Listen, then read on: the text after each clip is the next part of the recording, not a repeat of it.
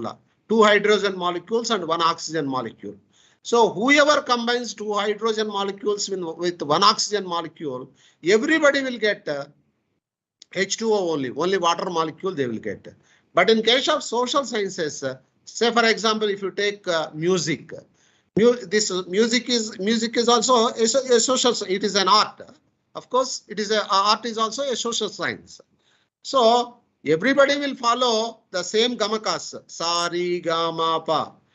But though 10 people learn the music with the same way from the same teacher or from the same guru also, the performance differs from one person to the other person. Out of the 10, if one may sing very sweet, okay, another person because of that tone and all these things, that may not be a perfect singing. Okay, so that is why the only difference between social science and pure science is that output will be guaranteed, but output slightly differs in case of social sciences, but in case of pure sciences, same output repeatedly it will come. So that is the reason why management is also a social science, and that is the reason why so 2 students might be doing the same MBA course, but one person might be struggling to earn 30,000 per month, but your benchmate might be getting say 30 lakhs per month also. Okay, so set of rules and regulations, principles and all these things are same, but in practice, how best you are able to understand and implement the things in practice, that makes you whether you are successful or not. Okay, so this familiarization of concepts and all these things can be done with the help of this exploration research. Then the second one is the description. Description involves describing or scientific descriptions. Say for example, census data you take. Census data they will collect once in 10 years, they will collect the data. It is a social research. Examination of characteristics of the population. Okay, see, with the help of census data, we can have how many male, how many female, what are the different age groups, how many people are above poverty line, how many people are below poverty line, how many people are graduates, how many people are only having 10th class qualification, or how many people are government employed, how many people are self-employed or privately employed. So like that, all this information after census data, we can segregate. That is what is known as description. Why? Because that enumerator, census enumerator, normally this is school teachers and all, they will come and collect the data. So while collecting your family data, they will collect full information. So once that data is collected in the descriptive description study, so it explains everything, not only the gender, but also different age groups, different educational levels, different economic status. All these things you can understand with the help of this descriptive researches. And then that is the second purpose of doing research. The third purpose is explanation. So explanation involves answering the questions. Answering the questions, what questions? What, where, when, how, all these questions will be answered with the help of the explanation that we will get, the result we will get out of the research. So the 3 major purposes of research is exploration, description and explanation. Okay, so this is in brief about the research, and let us go through the characteristics of research. Okay, see, because the first topic is research and the second topic is research. So we discussed about the research, and now we can summarize, or we can conclude, or we can at a glance we can have the characteristics of research.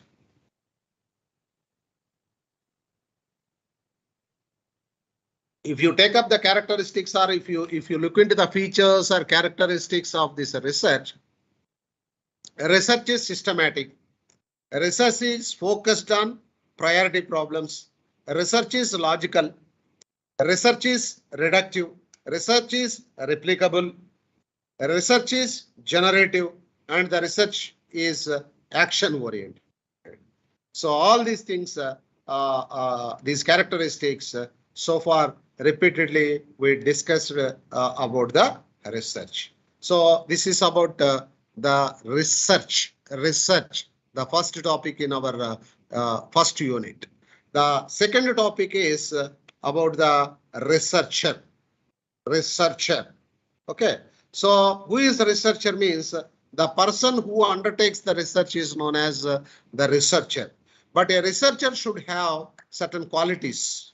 A researcher should have certain qualities. So the second topic as per our syllabus is the researcher. First topic is, our first concept or topic is research.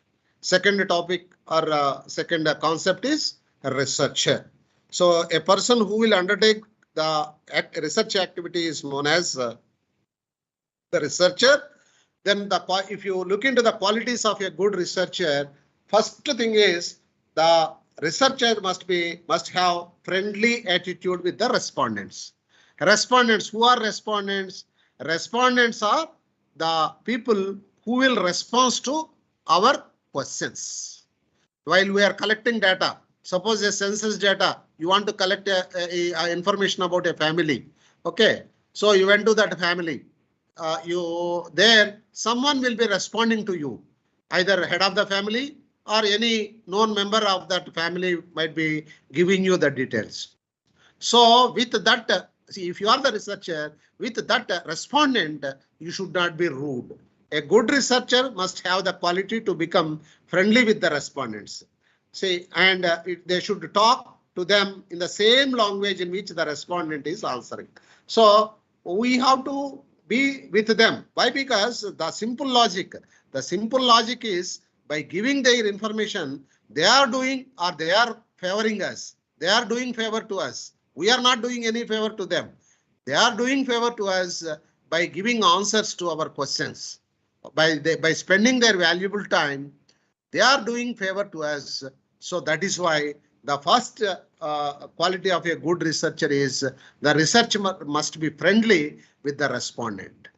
Okay. And second thing is least discouragement. Why? Because in the practically, when you take up the research, what will happen? Many people, when you ask certain questions, and particularly nowadays, because nowadays all this privacy and all these things came, we don't know about our neighbors also nowadays because of the micro families and other social media influence. Okay, so what will happen when you physically goes there to collect the data, or even online also when you want to collect data, many people don't want to share their data. First question they will put, why should I give my details to you? And second thing is, even with obligation or with your request, even if some people accepts to give the data also, they may not cooperate with you. Okay, that is non-cooperation means you are asking something, they will be telling something. So if you ask, sir, what is your qualification, or whether you are a graduate or PUC, means that gentleman says, while I'm studying, I didn't went to school properly. Like that, they will speak. Okay, what you want to know is whether that gentleman went regularly or irregularly. That is not your headache. Okay, and that is not necessary to us. But the only thing is that whether they are PUC or graduates. But that cooperation may not be there. Wantedly also some people may not cooperate. But even in such circumstances also, when you went for data collection, even if they say no, and even if they are not responding properly, you should not get discouraged. First one is always you must be friendly with the respondents. And second thing is you should not get discouragement. You must be least discouragement. That means even if 100 people says no also, you have to approach 101, the next person in the second 100. Okay. And free from prejudice. Free from prejudice means whatever the respondent replies, that only you have to record in your questionnaire or schedule, because you should not have bias. So the researcher should be unbiased, free from prejudice. Okay. So a researcher, see, while you are collecting data, you should not favor a particular situation or a particular person or a particular organization. So whatever the respondent responds, then you simply record it. Suppose you are collecting data about the government. Some person, see, you may be in favor of the government, the existing government. Even one person, first person may say government is doing well. Second person may say that what is this government, waste government, like that also. If they tells you, because you are favorable to the government, you should not record in favor of yeah, everybody is happy with the government. No, it should not be like that. You don't have any prejudice. That means you don't have your views. You should not impose your views in the data collection. So whatever the respondent says in the research, whatever respondent says, that only you should record. And capacity of depth information.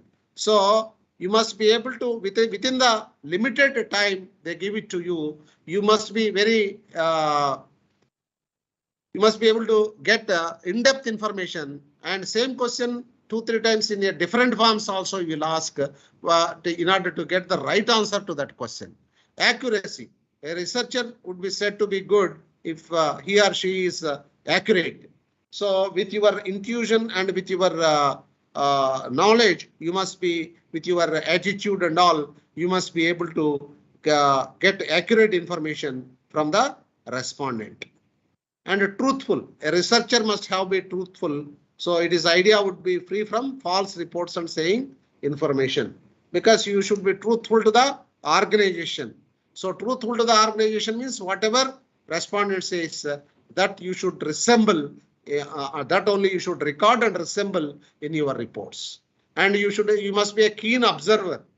So it is the quality of a good researcher. So you must be a keen observer and careful in listening. And while the respondent is responding, if you say repeat, I didn't listen, means next question they won't answer you. So that is why you must be a careful listener, and low dependency on common sense. So if they are say, suppose if somebody says that yeah, I am employed, means just like that you cannot say because he is employed he might have completed graduation, like that you should not interpret. Why? Because without graduation also there may be jobs. Okay, so that is why you should not make use of much of your common sense. That doesn't mean you should not have common sense. No, my dear friends. The thing is, your interpretation should not be there, and least time consumer. So because the respondents are spending their time with you, so you should not prolong it. For you, it is your duty, your responsibility. But for the respondent, it is not their responsibility. It is they are doing some favor to you. That is why you within less time, you must be able to complete the things with lesser time, and at the same time, you should gather complete information. And you should do all these things economically. Why? Because in order to take a decision which involves 1,000 rupees, if you spend 10,000 rupees on research, then it is nothing but a waste activity. So low care of disapprovals of society. A good researcher has no care of the approvals or disapprovals, but doing his work with zeal and patience to it. See, somebody may ask, why are you asking? In what way this is useful? Means you must be able to convince them. So whether they will approve the approvals of the society. That means society will accept certain things and society may not accept certain things. Okay, so till recent past, living together, it is not accepted by the society. Now slowly many of the instances, and even in Supreme Court decisions also, there are instances at where the living together, of course it is by majors, living together with mutual consent is accepted like that. So whether a part of the society is approving the things in society or not, you need not bother about it, and you should not argue with them. You have to record and you have to take care of what is their response. Okay, expert in subject. So in whatever area you are collecting the data, for which purpose you are collecting the data, you must be expert in your subject. That means expert in the sense you should have complete idea about what is in and out of that particular subject. Then only you are able to gather the information, and right information you are able to gather. And free from hasty statements. You should not make your own statements there. what is the statements, what is there in the research instrument should be given, but you should not make your own statements. So that sometimes that may lead to unnecessary problems. Your understanding about the subject may be different, but you should not, while you are collecting the data for research purpose, you should not give hasty statements, and that unnecessarily leads to so many other problems. Okay, so you have the right of expression, but that is not the right platform to express or to take care of your right of expression. Okay, so mainly, see, there is nothing about you. It is whatever respondent says, that only with all care and without irritating the respondent, you must be able to collect the data, and that you must be able to record it accurately, and then only you will be known as a good researcher. So the 10 qualities of a good researcher, briefly, we have gone through. So the first topic is research, and the second topic is researcher. So in every one of us are researchers only. So every one of us are able to find out answers to the questions. So a researcher is there in each one of us. The only thing is in a proper way taking care of that research activity. Okay. So don't think that these researchers are born separately. No, every one of us are researchers only. Suppose see you want to go to college. Okay, your bike keys or your scooty keys not there. Then you will search where you put, whether you kept in the yesterday's dress, or you kept in your college bag, or you kept in Almera or somewhere. So you will be searching for it. So that means that you are also a very good researcher. Okay. So the researcher will be there in each human being. Okay. The only thing is we should take it out in a proper way. Okay. So the researcher should have analytical mind.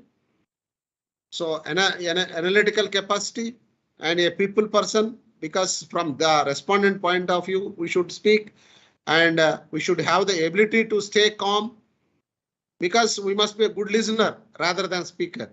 So when they ask details, we should give.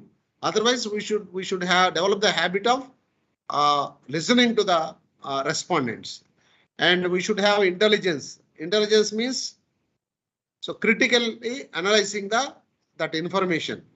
So curiosity, we should have the curiosity to know in-depth information, and of course without rubbing on the wrong side of the respondent.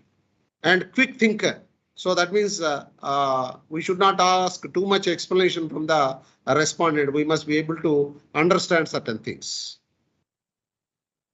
Okay, commitment. No doubt the research job is a tough job, and long hours you have to work. But even then, you should have commitment to the job. Then only you should become a researcher.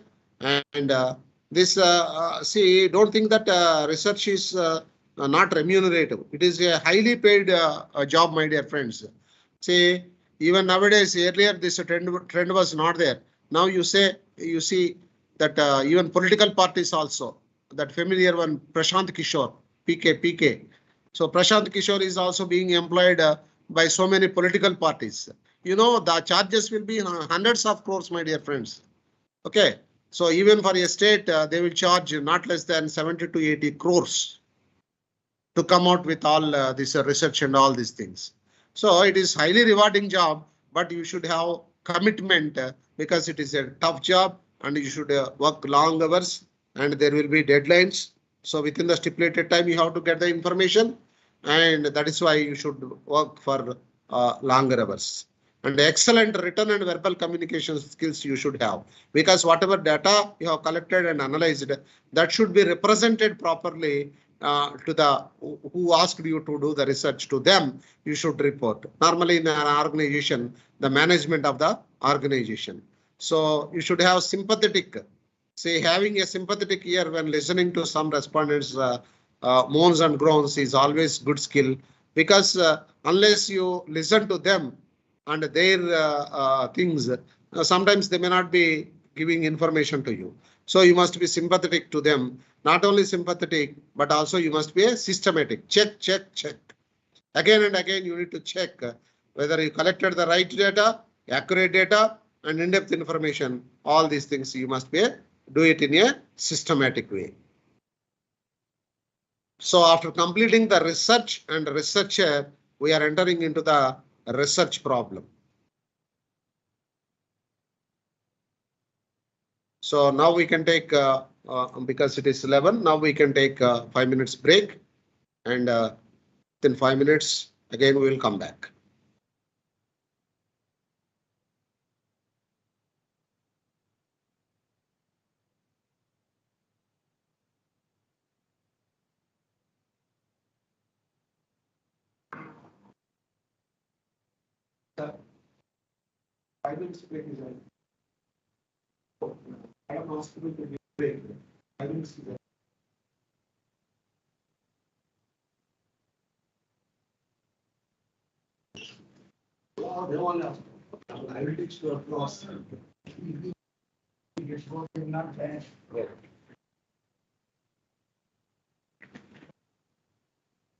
So the director, sir, gave 10 minutes break.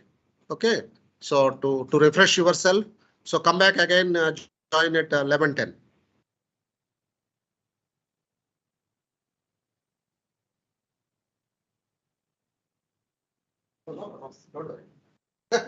Because that won't go side now. I have to go side.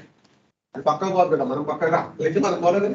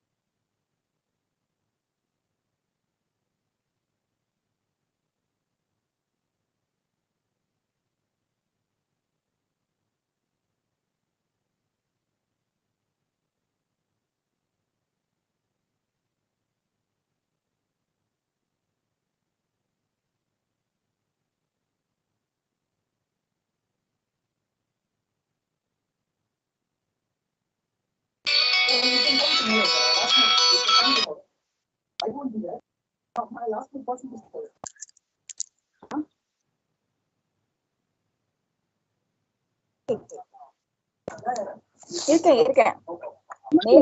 Are you audible? அதுதான் mail drop பண்ணிட்டு இருக்கேன் சீரியஸ்க்கு.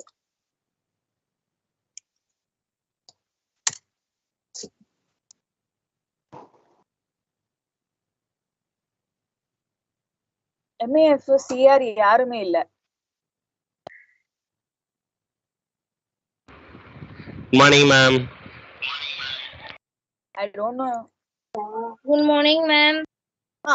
Good morning, ma'am. Morning, ma'am. Good morning.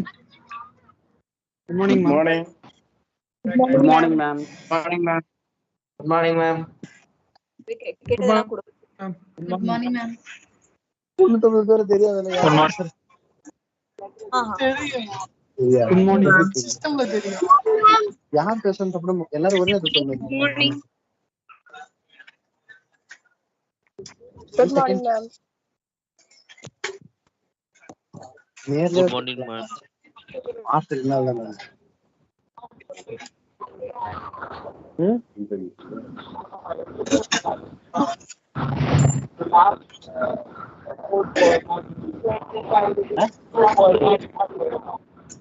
Ayla pasti kalau ada belau nggak ada meeting tuh ada order ini.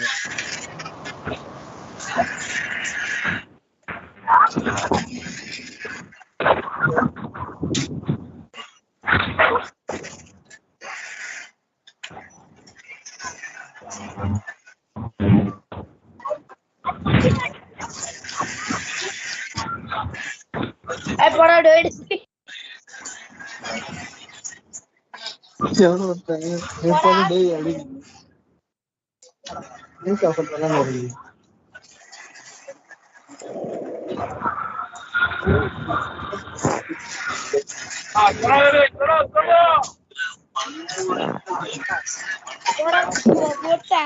ಸೋತು ಮಾಡ್ತೀವಿ ಬಂದಾರ ತಂದೆ ಸೋತು ಮಾರ ಅದು ಇದು போட்ட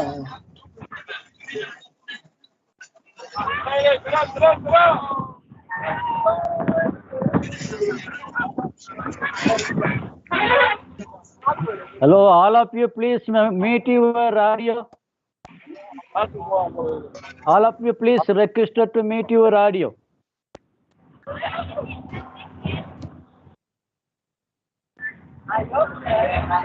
Good morning, sir. Am I audible? I am Umesh Kumar.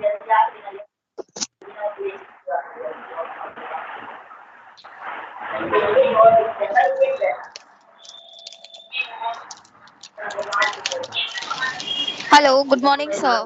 Nandini Bharadwaj here.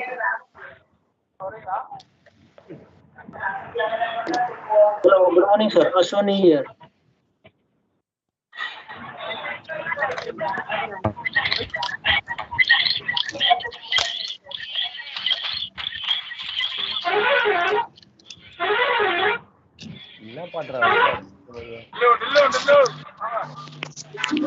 Hello, good morning, sir. Balachandra here.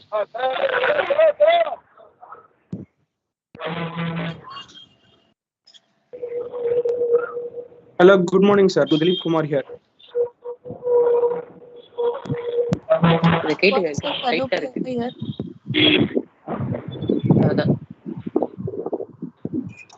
Good morning, sir. Shweta Thomas here. Good morning, sir. I'm Umesh Kumar. May I audible, sir? Sir, 5 here. Good morning. Good morning, Muthumigai.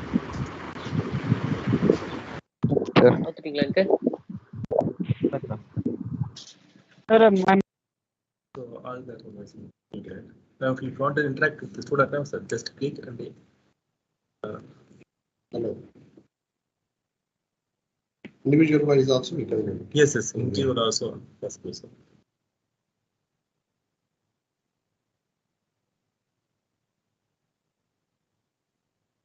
Okay, now we can start the follow-up from that. Oh, you got the problem.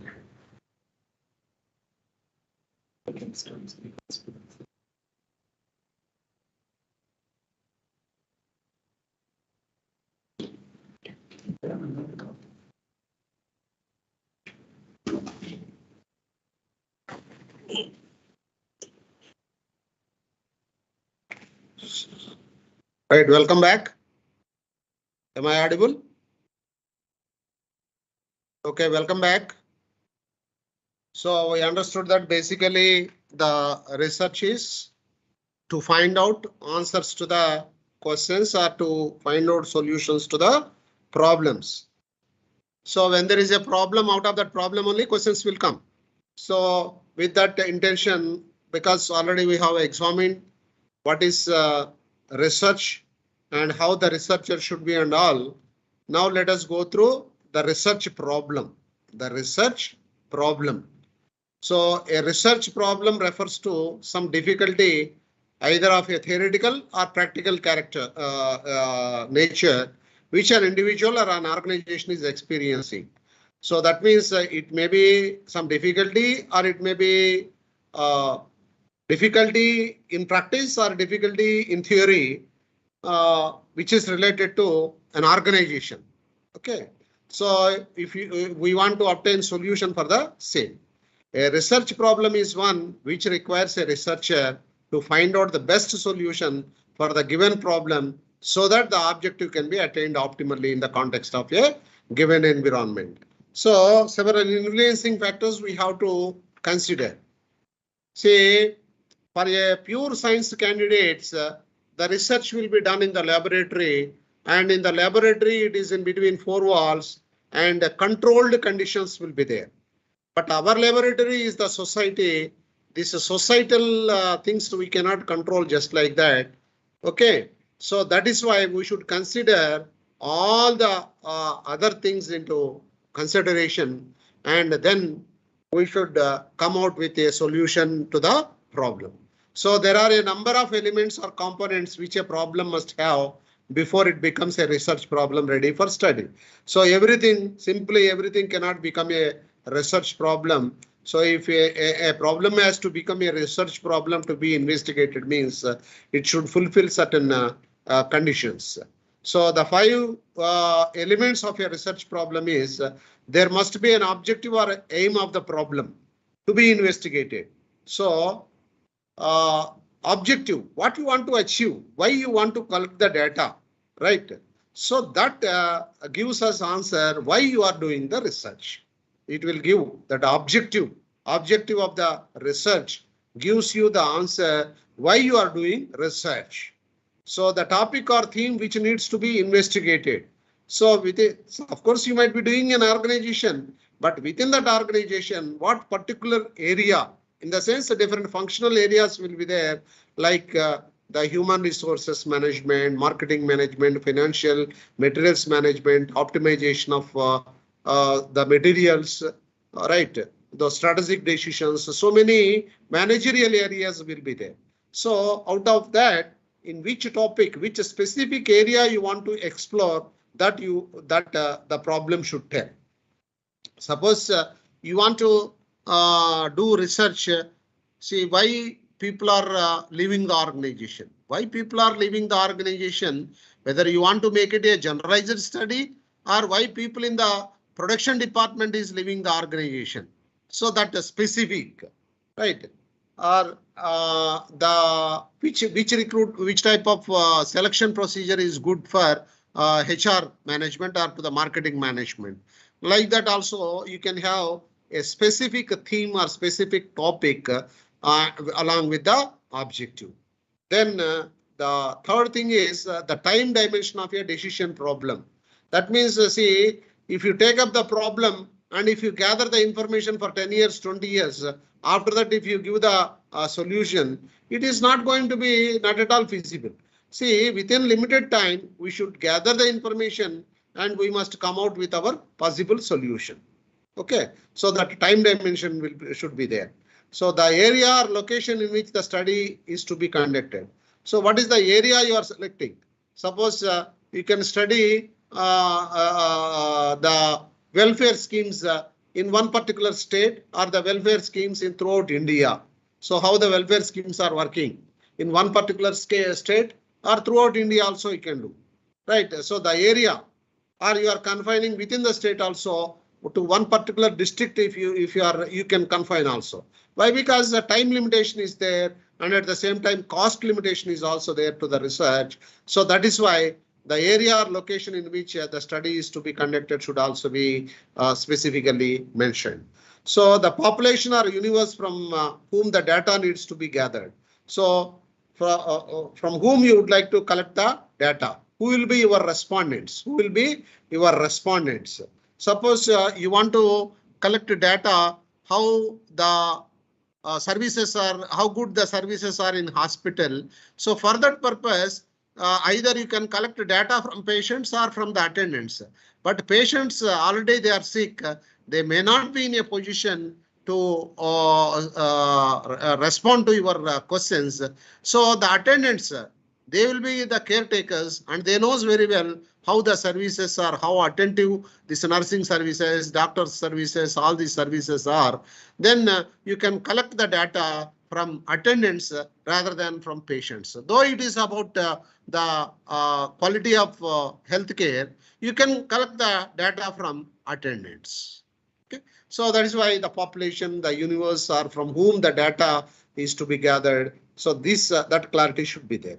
So when these 5 things are there in a research problem, we can go ahead for investigation to come out with a solution. Then the 4th topic in our first unit is the scientific method. Why? Because always our research it is a systematic and organized way of investigating and finding out solutions to the problem. So it is a scientific method. As I already explained to you, what is scientific method means? Science means nothing but a systematized body of knowledge. That means a set of rules, regulations to be followed, certain protocols or procedures are there. Then we can say it is a scientific method. So for doing research also, there are certain procedures, a sequential steps are there. There are certain protocols to be followed. So that is why it is the scientific method. And what are all the steps in this scientific method? There are certain steps in the scientific method. First of all, ask a question. Why should you ask a question means you should ask a question to get the data. So the scientific method starts when you ask a question about something. What question? How, what, when, who, which, why, where, like who is buying our product, why they are buying our product, where from they are buying our product, who is using our product, when they are using our product, what makes them to buy our product, how they are going to buy our product. So all these questions, okay, related to business, first you need to ask a question in order to get the information. Do background research. So before like that, before taking up the investigation, you need to do a lot of background work. By that, you will be having clear understanding. So by that you can analyze and interpret the results in a proper way. Construct a hypothesis. This hypothesis also we'll discuss later. But hypothesis means it is a statement to be tested. It is a statement to be tested.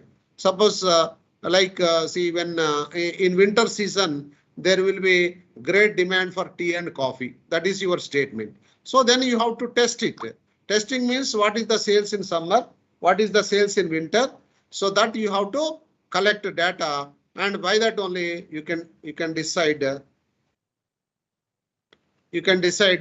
whether the demand for tea and coffee is more in winter or not, because you have given a statement that the demand for tea and coffee will be more in in winter season. So for that purpose, you have to collect the data about tea powder sales and coffee powder sales in a particular area in the winter season and in the summer season, and with a comparison, you can whether your statement is proved or it is disproved or not proved, that you can do it. So simply hypothesis is a statement that needs to be checked.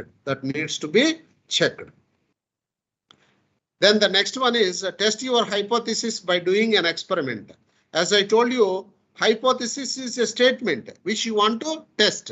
So for that, you need to test your hypothesis by doing an experiment. So experiment, it is like a prediction because the hypothesis is just only, it is only a statement. It is only a prediction. So you assumed that there will be great demand for tea powder and coffee powder in winter. That may be true or may not be true. So that you have to test with the collection of data, and that is what comes under experimentation like. Okay. So then you have to analyze your data and draw a conclusion, right? So then you will be, if your hypothesis is proved or disproved. Proved means whatever you assumed is right. Disproved means what you assumed may not be in its way. That means your statement is wrong. Disapproved means whatever statement you gave, that is wrong. Okay. So in that way, you should out of the data, you must be able to analyze the collected data, and you must be able to draw a conclusion.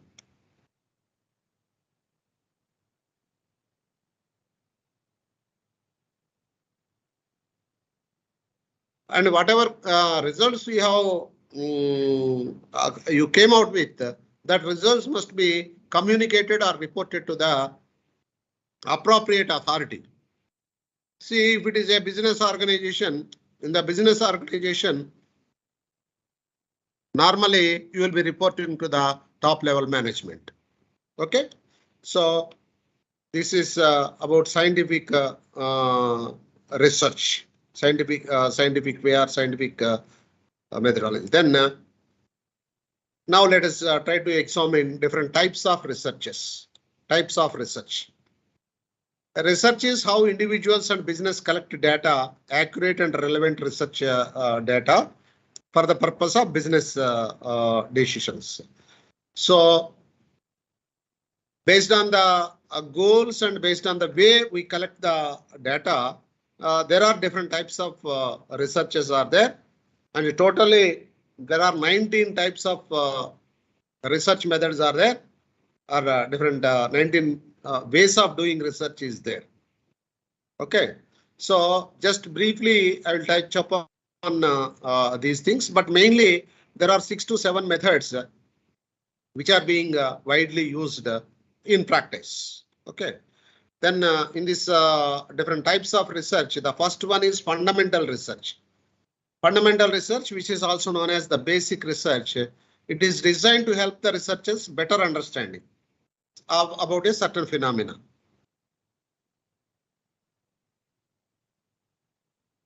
Okay, so this fundamental research, as an example, you can we are saying that it is a basic research. It is better to understand with the help of an example.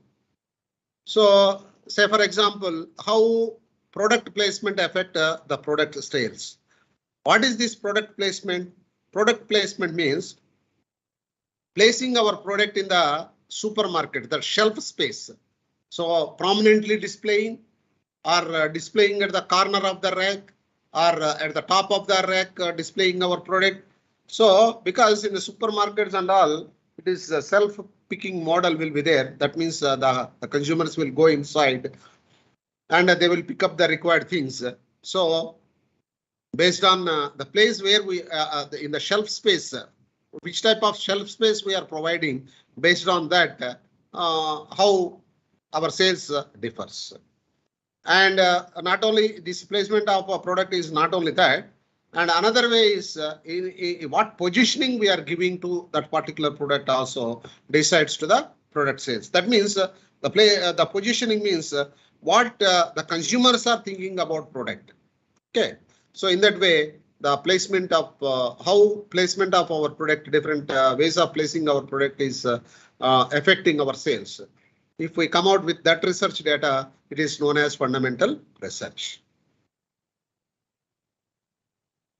Then the second one is applied research.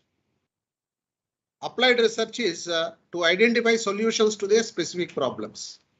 Say, for instance, applied research may include a study on ways to increase student involvement in the classroom. So because in the pandemic situation, everything is taking place in online. So in online, only those who are sincere, they will be making use of this technology. Others simply they will be switching on and they will be doing their own work. That is evident in our class also. So when we are unmuting the students' mics, then we can listen. There is something from one student, the TV is coming from other people. Some other they are discussing with somebody else. All those things are coming. So if we find out ways and means to increase the student involvement in the class sessions, then that comes under applied research. Okay, because it is focusing on a defined problem or it requires a proper solution. Then the third one is qualitative research. Qualitative research means for certain things non-numerical data. Okay, so this non-numerical data means certain things cannot be expressed in numerical terms. So for such things, if we go through the survey or this research, that is known as qualitative research. Suppose how good the lecture is, that cannot be quantified. If you say that how do you rate the lecture in a 10-point scale, means you can quantify it. So if you ask the question, if you want to collect the data on quantitative terms, it is a quantitative research. If you want to collect the data on qualitative research, terms, okay, then it is a qualitative research. So the respondents' response, if you are unable to quantify, then it is a qualitative research. If you are able to quantify in numerical terms, that is a quantitative research. So that is qualitative research and quantitative research. Then the next one is mixed research. Mixed research includes both qualitative and quantitative data. Okay. Then the mixed research in the sense, see, consider the, for example, you can take a car manufacturer. Car manufacturer comparing the sedan model, this SUVs, sedan models are there. No? So sedan car sales of a particular brand, and within that is quantified, because you know in hard numbers you will be knowing how many sedans are being sold, how many SUVs are being sold, how many non-SUVs are being sold. So these hard numbers will be there. So that is quantitative. But when it comes to how many red color are being sold, how many white color are being sold, that is also quantitative. But why people are preferring only white color? Why not red color? Or why people are preferring only red color? Why not white color?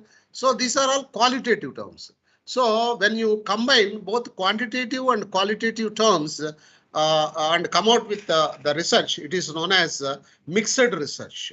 Then next one or the sixth one is exploratory research.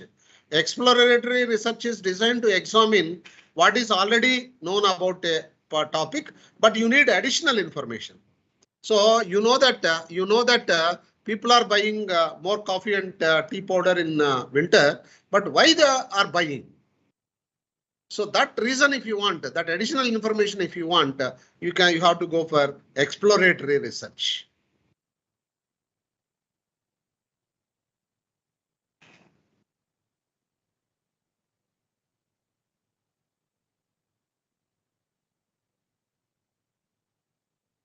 Then the next one is longitudinal research.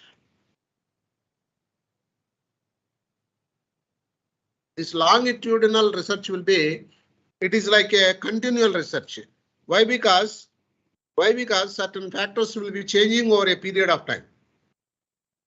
See, the employee satisfaction about organization.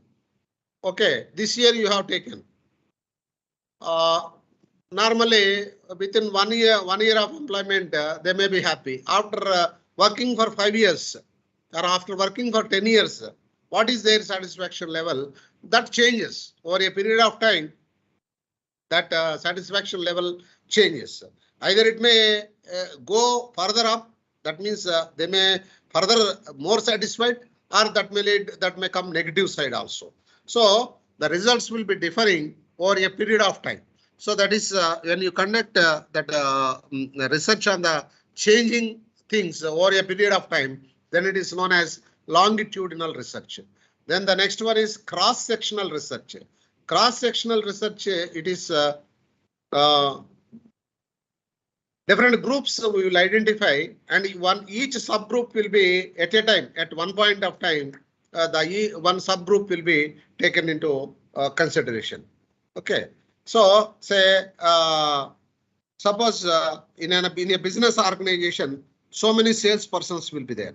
So you take top 10 salespeople who are selling more, top highest selling salespersons you can take, and you can take the last bottom 10% of the salespeople. That means who are least performers. So you can take up the best 10 performers and the worst or the least 10 performers you can take, and you can have a comparison for these two. You can have a comparison for these two. So when you do that, it is a cross-sectional research. And field research. Field research takes place wherever the participants or subjects are on location. That means from the field, if you take, say normally all our social sciences researches will be the field research only. We will be collecting, because most of the data we will be collecting from the society only. Okay. So, for instance, if you are having a manufacturing plant, this environmental, because nowadays environmental rules and regulations we have to follow. So, if you want to test the air quality of a plant, within the plant also you can check, or outside the plant also you can check by collecting samples.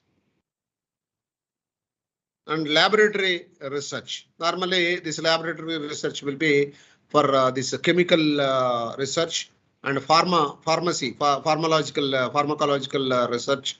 This laboratory research will take place.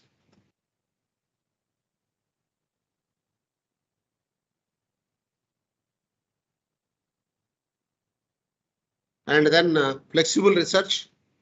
Flexible research means it is not, it is opposite to fixed research. This flexible research allows procedures to change, and case studies, ethnographic studies, grounded theory studies, these things comes under this flexible research. Action research means the result is aimed towards ensuring certain action. So that is action research. Then the next one is the policy research. Policy research is normally for the government purpose, in order to formulate the policies. This policy research will take place. So cost analysis, cost benefit analysis in the organizations also, this policy research will be there. So because in business, in business organization, we can spend any amount, but there should be benefit out of it. Okay, so that cost analysis, cost benefit analysis. For specifically, if you come to the government, the programming evaluation, need analysis of the society, these things can be done. Then classification research. So classification research it seeks to identify and classify individual elements of a group. So not as a separate thing, individual elements. Say suppose you are all taking care of the human beings. Human beings who are having diabetes or who are not having diabetes.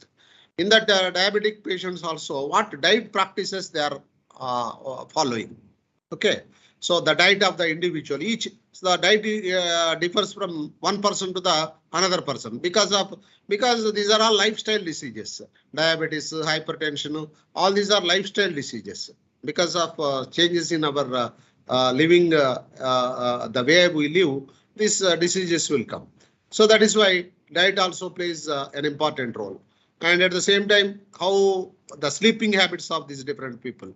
So in that way, when we collect the data and analyze, that is classification research. Then comparative research.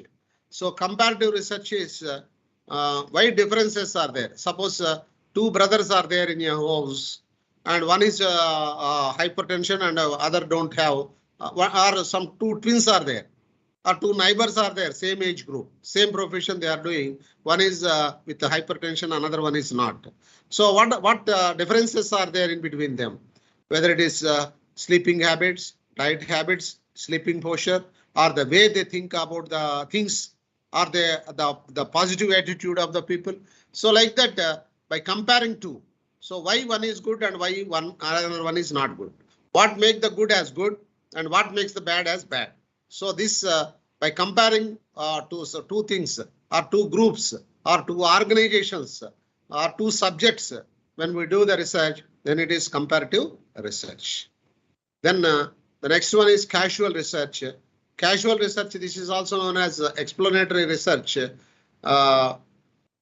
is like coming out cause and effect relationship between variables, but this is designed, one variable may cause a change in the other. So cause and effect, see, one may leads to another, and that in turn may leads to something else. Okay, suppose summer in summer and all, the usage of air conditioners, these fans will be high. So the environment, external environment, the hot environment made us to go for this excessive use of the fans and so. Okay, or the dull outside, the dull light makes us to make use of more lights inside the house. So that leads to consumption of more electricity. That leads to shortage of electricity from the government supply side. That leads to purchase of what we call this inverters, inverter battery operated inverters and all. So one action leads to another. So then when such type of series of variables may cause the changes, then that identifying that and coming out with solution is known as, that research is known as casual research. Okay, so for instance, a business may study employee retention rate before and after instituting work from home. Okay, till before pandemic, 100, there is nothing like work from home, very rare. So here and there it was there, but once in a blue moon, once in a month, one day in a month, it is known to me also, some of our known people, once in a month they used to work from home, from Infosys, this is TCS and all.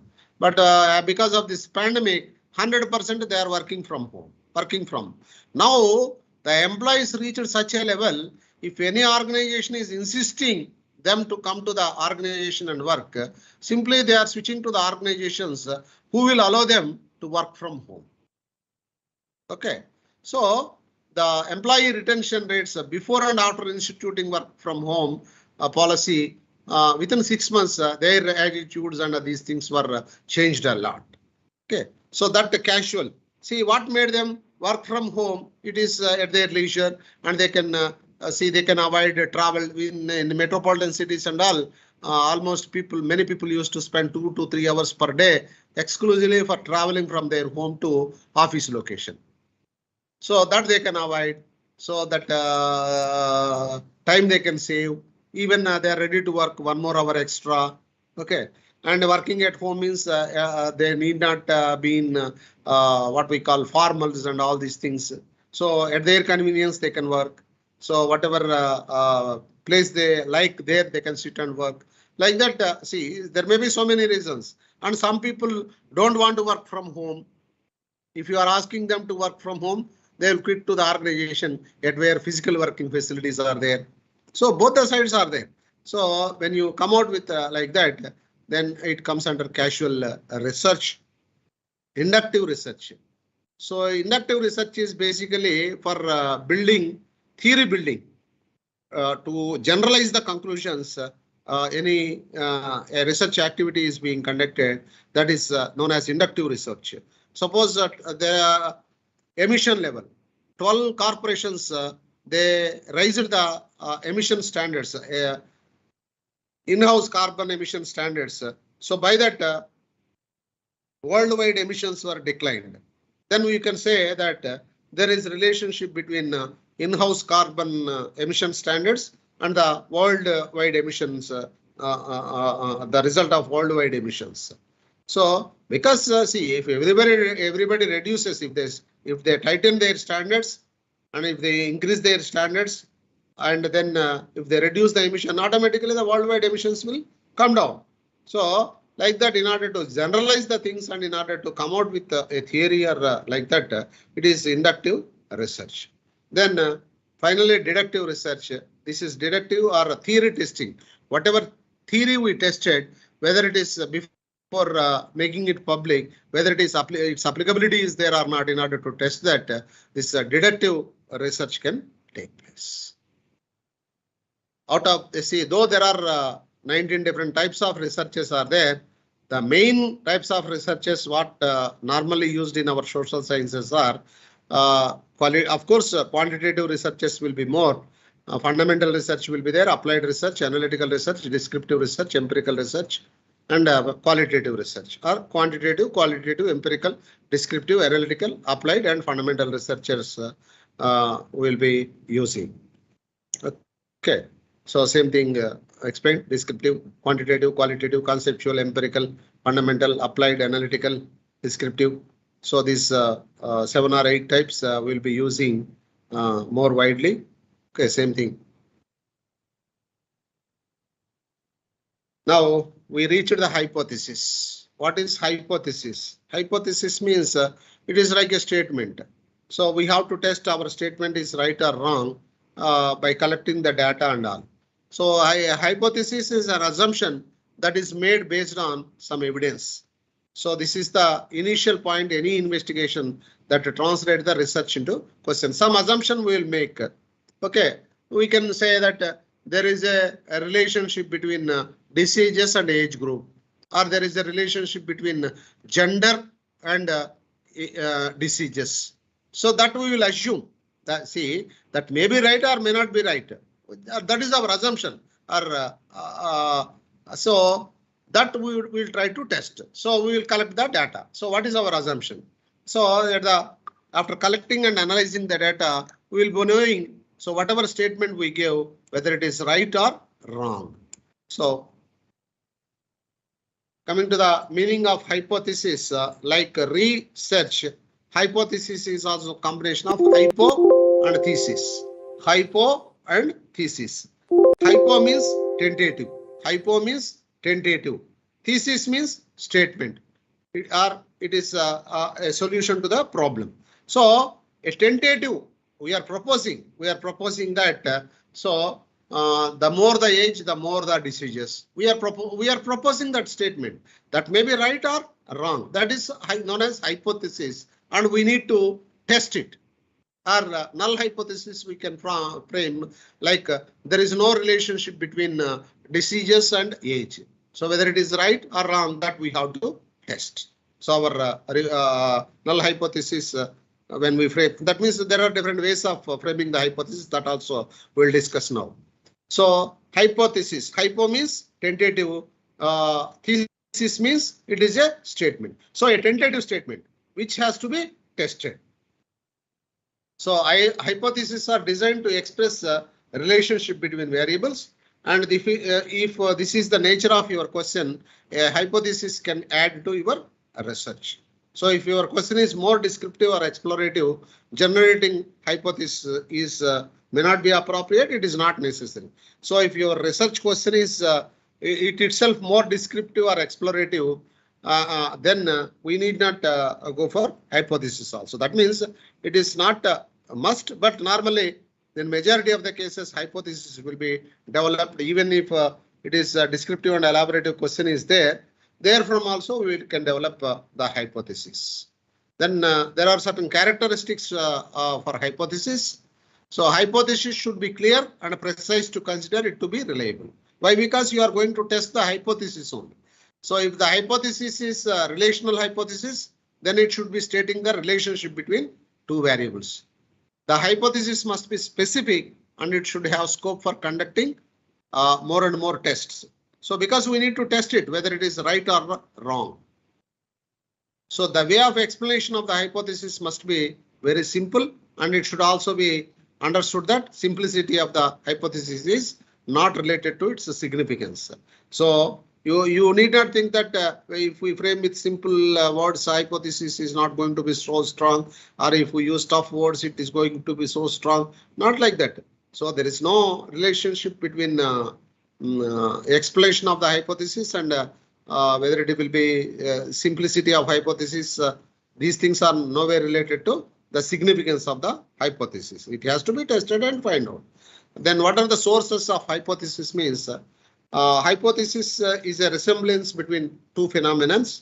That means two variables. So observation, maybe observations from the past studies, maybe present day experiences from the competitors, or it may be developed through out of scientific theories, or it may be general pattern that influences the thinking process of the people.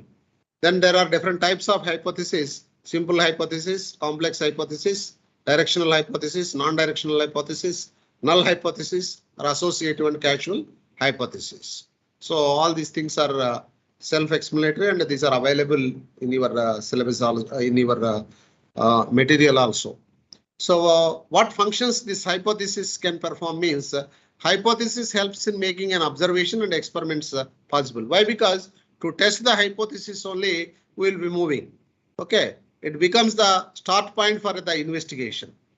So that gives us a starting point, because a definiteness, a pathway will be there. What is to be investigated, why it should be investigated, all these details will be there. So hypothesis helps in verifying the observations, whatever data we collected, and out of that our observations, it helps in directing the inquiries in the right directions. Okay. So how this hypothesis and scientific method, these two are related means for scientific method, certain steps need to be followed. This hypothesis will facilitate those things. So it will help in formation of the question. It will help in doing background research. So designing of experiment, collection of data, and summarizing the experiment and communicating the results. In these ways, the hypothesis makes the research as to go in a scientific way and in an appropriate way. Then research design. So what is a research design? So the research design refers to the overall strategy that used to integrate the different components of the study in a coherent and logical way. Okay. So a research design is simply a structural framework. That means you are deciding the way in which you want to collect the data, like how to collect the data, what instruments has to be used, and who has to collect the data, when we should collect the data, and which type of questions should be used. All those things will be there in the research design. So what are all the elements or components of this research design means the method applied for collecting details, types of research methodology, the timeline. Timeline means within how much time we should collect that data, and measurements of analysis. These things are more important, and so our research, the instrument should maintain neutrality. Suppose if you want to get the data, negative side, how many times you are going, positive side also you should go like that. So from neutral, suppose see your opinion on a product. The product is good, very good. So in that way, from neutral to you should go bad, very bad. So that means always either 3-point scale, 5-point scale, 7-point scale, the data collection should be. Okay. Then major types of research designs. This will be quantitative research designs will be there, and qualitative research designs will be there. Then what are the differences between quantitative research and qualitative research? Means quantitative research focuses on hypothesis testing, but whereas qualitative research, in qualitative research also the hypothesis will be there, but it is in generating ideas and developing a theory or like a hypothesis.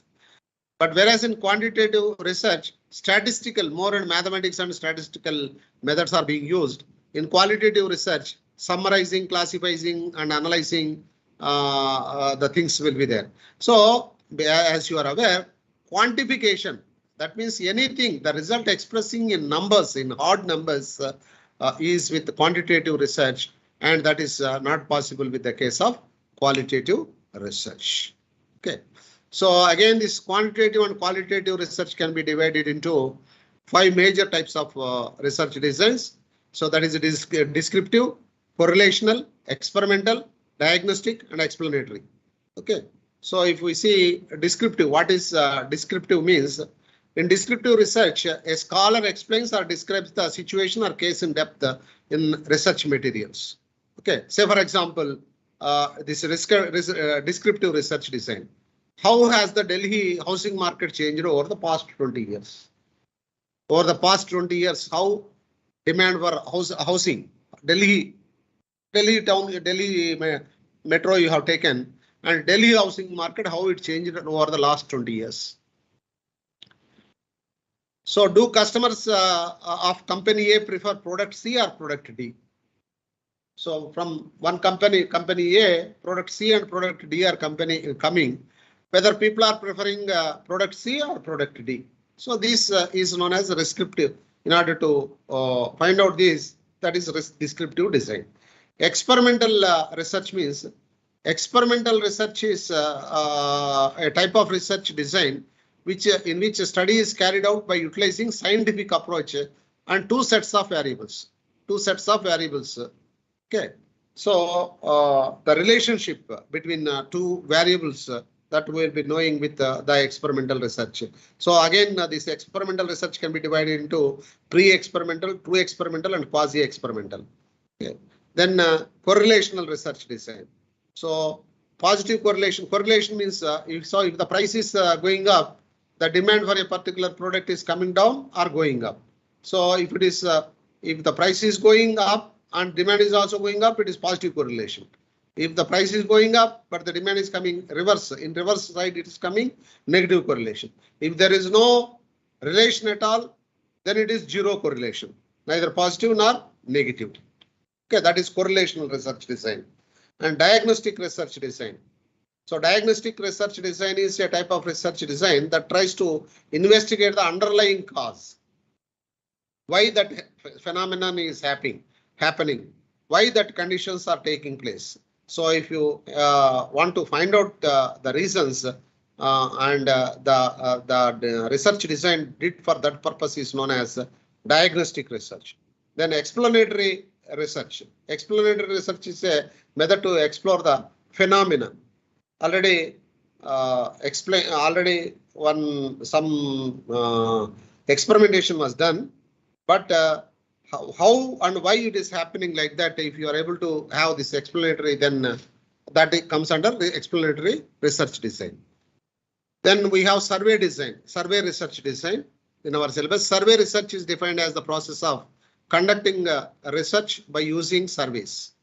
Okay, this is survey instruments we can use, and we'll survey from because ours is a social science, we'll gather the data from the society, and for which these surveys can be done. And nowadays surveys, earlier surveys means only physically people used to go and meet, but nowadays surveys means online email service, email surveys you can conduct. You can gather through phone or through mobiles also.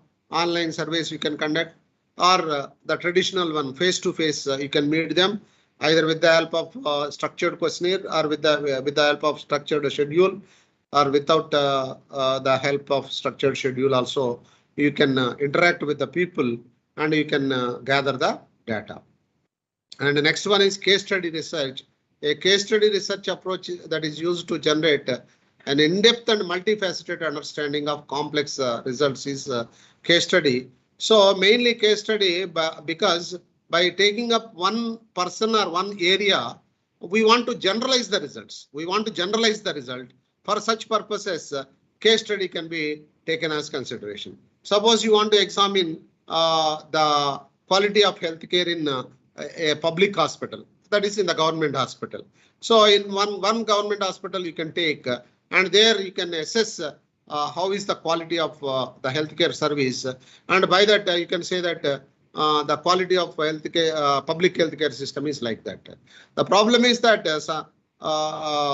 the sample which you have selected may be representing the actual situation of the other hospitals also, or if that director or if that head of that institution is so good, even in public system also you can have extraordinary quality of service. Okay, then at that time the generalization may go wrong. Okay, then different types of case studies also there available. Collective case studies, descriptive case studies, explanatory case studies, exploratory case studies, instrumental case studies, intrinsic case studies, all these different case studies are available. The only thing is if you want to study one or a few things and therefrom if you want to draw conclusions and draw the generalizations, then the people will go for a case study. But a lot of subjectivity is there for the case study. Okay, so this is in brief about the first unit.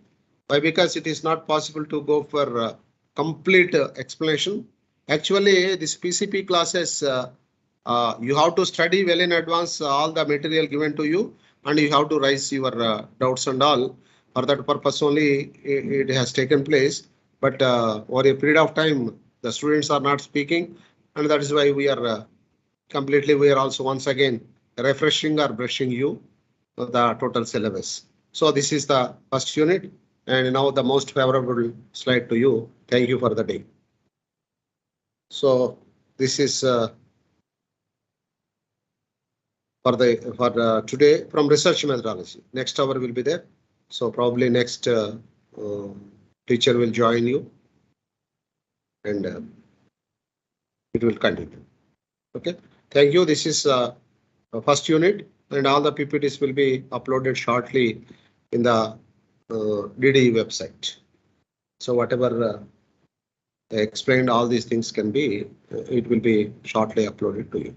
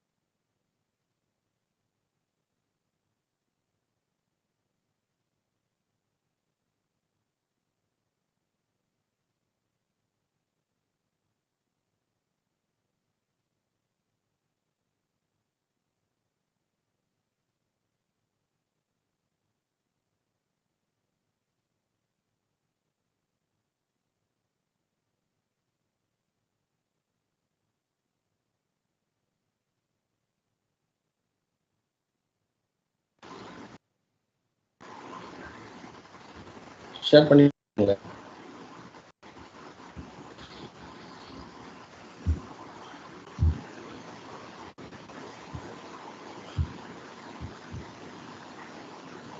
Share பண்ணிட்டேங்க.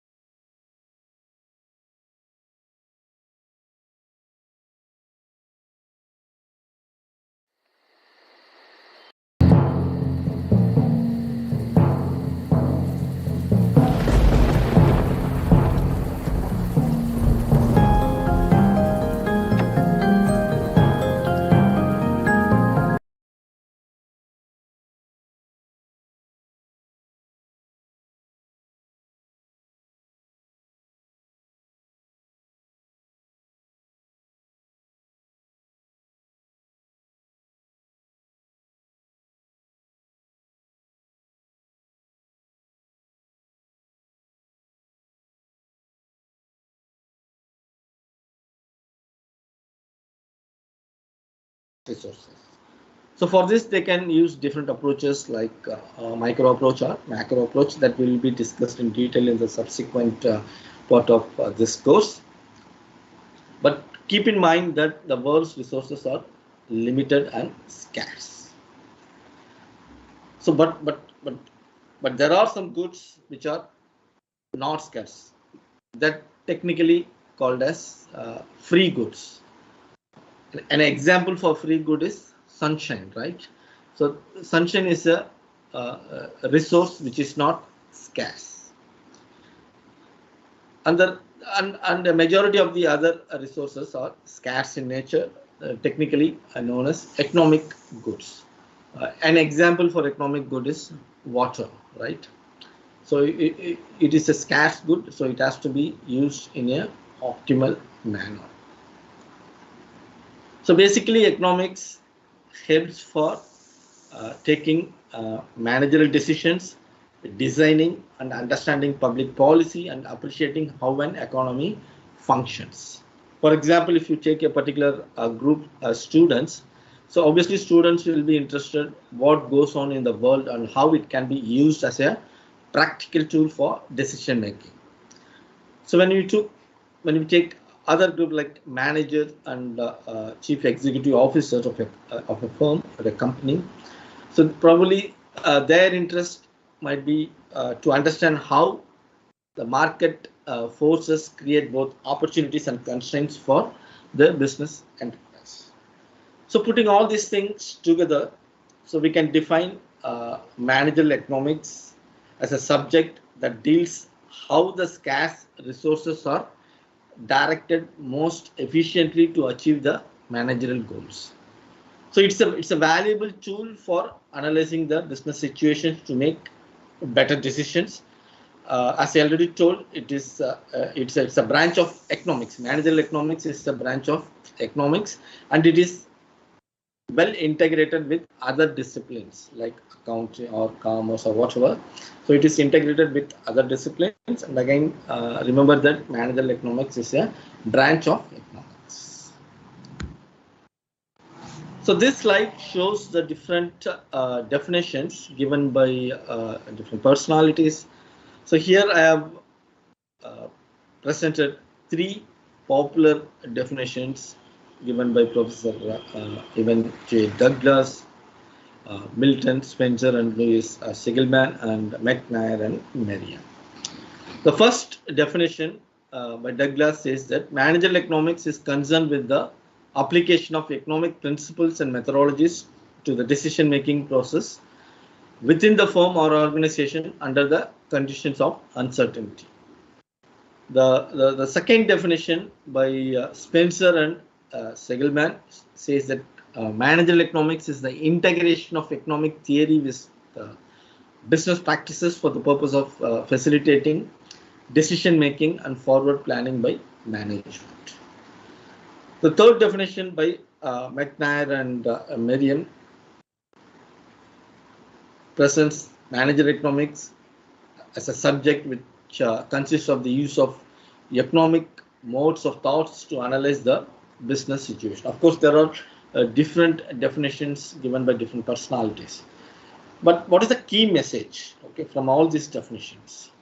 So managerial economics basically it deals with the application of economic principles or theory that helps for facilitating the decision making in a business or organization environment. Okay, so this is the message from these definitions.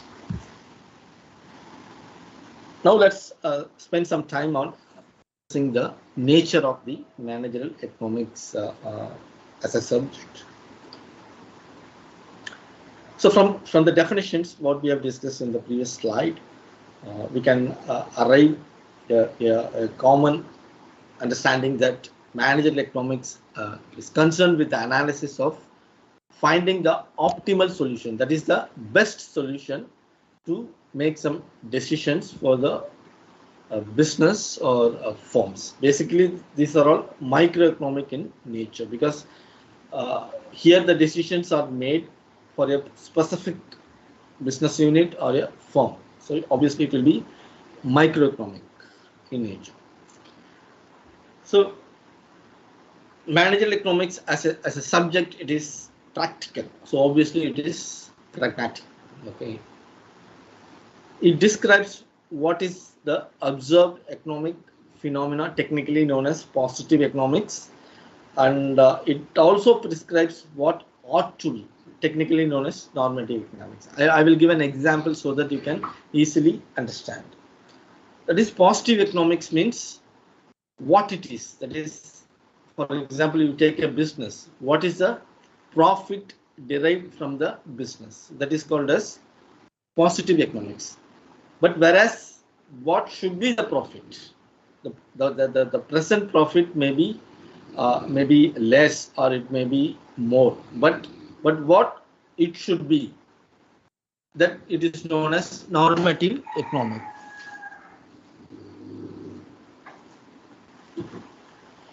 Next one is the managerial economics. It is based on strong economic concepts.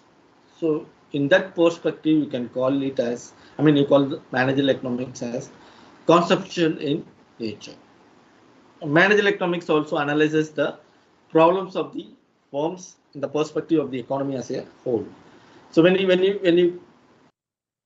you consider the economy as a whole, then in that perspective you can call managerial economics as a macro. Okay, so when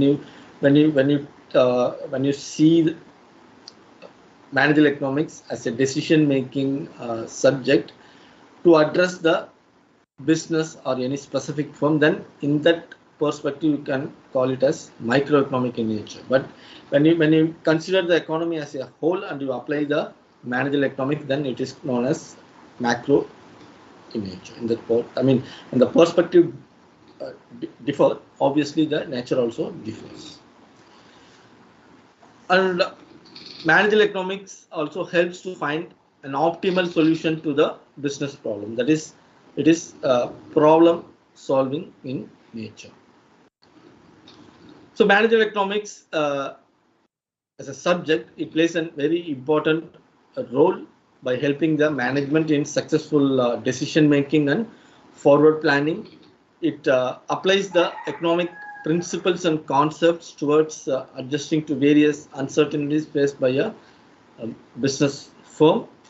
It is well integrated with other disciplines. As I already mentioned, that it's a branch of economics, but it is also integrated with other disciplines like commerce, accounting, so that it whatever the theories propounded in those subjects, it can be applied to managerial economics also.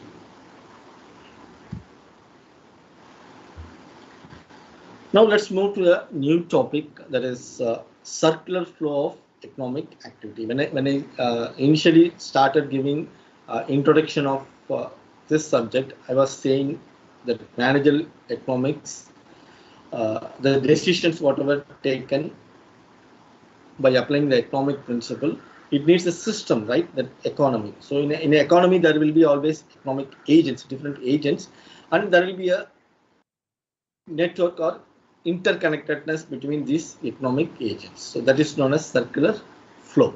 Basically, circular flow means it's a chain in which the production creates income, then income will generate spending, and spending in turn induces production. So there is an interconnectivity between the economic agents within an economy, and that is known as circular flow of activity. So in an economy, there will be many individuals who own or control the resources. Individuals, they might be owning or control the resources. These resources are also known as factors of production. So what happens in an economy? In an economy, as I already told, the resources, which is also known as factors of production or inputs, so that will be converted to outputs through production process, right? So through production process, inputs will be converted to outputs. There are four different factors of production, that is land, labor, capital, and entrepreneurship. It is management. Okay. So land, basically everyone knows that it is a natural. Sometimes there are renewable resources and some non-renewable resources. For example, renewable the sunshine can be converted as a solar energy. That's an example of renewable. The second one is non-renewable. For example, soil, coal. So these are all some of the examples which falls under non-renewable resources. Then labor. So the value of labor is known as the human capital. So that is a very important factor of production, which helps to produce output through certain production process. Third one is the capital. Under capital, we have two types. One is working capital and another one is fixed capital. So working capital means it's the operational capital, and the next one is the fixed capital. Fixed capital means the irrespective of the production, the capital doesn't change. Okay, that is known as fixed capital. For example, investment on assets like farm building. So irrespective of the production, the fixed capital doesn't change. The last one is the entrepreneurship. That is the person or individual who organizes the production and takes some risk. So all these factors of production, starting from land, labor, capital, and entrepreneurship, they work in tandem to produce the output, of course, through some production process. So during the production process, there should be effective allocation of resources to different stakeholders. That is different agents of the economy. That is consumers. For consumers, the purpose is to maximize their satisfaction. We have another category, workers, for them to maximize the wage rate. Then firms, for them to maximize the output as well as profit. And the last one is the government. The purpose of the government is to maximize the welfare of the society, right?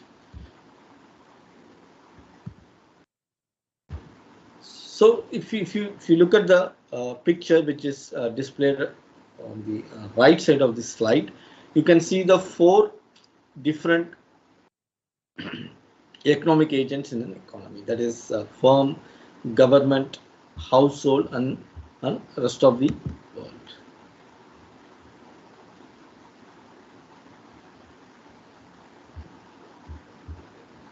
That is rest of the world, this one. Then we have the firm, then we have household, then we have government as an economic agent. So here, when we talk about the circular flow of economic activity within an economy, so how the resources are effectively allocated so that the scarce resources are used efficiently and effectively to produce optimal output. So in the chart, if you see the clockwise, it shows the circular flow of economic activities. That is production, consumption, export, import, like that.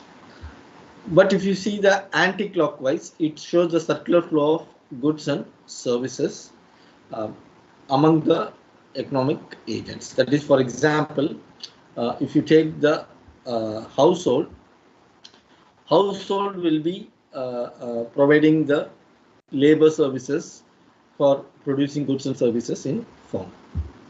So for that, the firm will pay the wages, interest, dividend, profit, and rent to the concerned economic agent. And of course, the firm has to pay taxes to the government. Sometimes what happens, government also purchases goods and services from the firms, and households also purchase the goods and services from the firms. Of course, they have to pay for the purchase. and households also pay taxes to the government.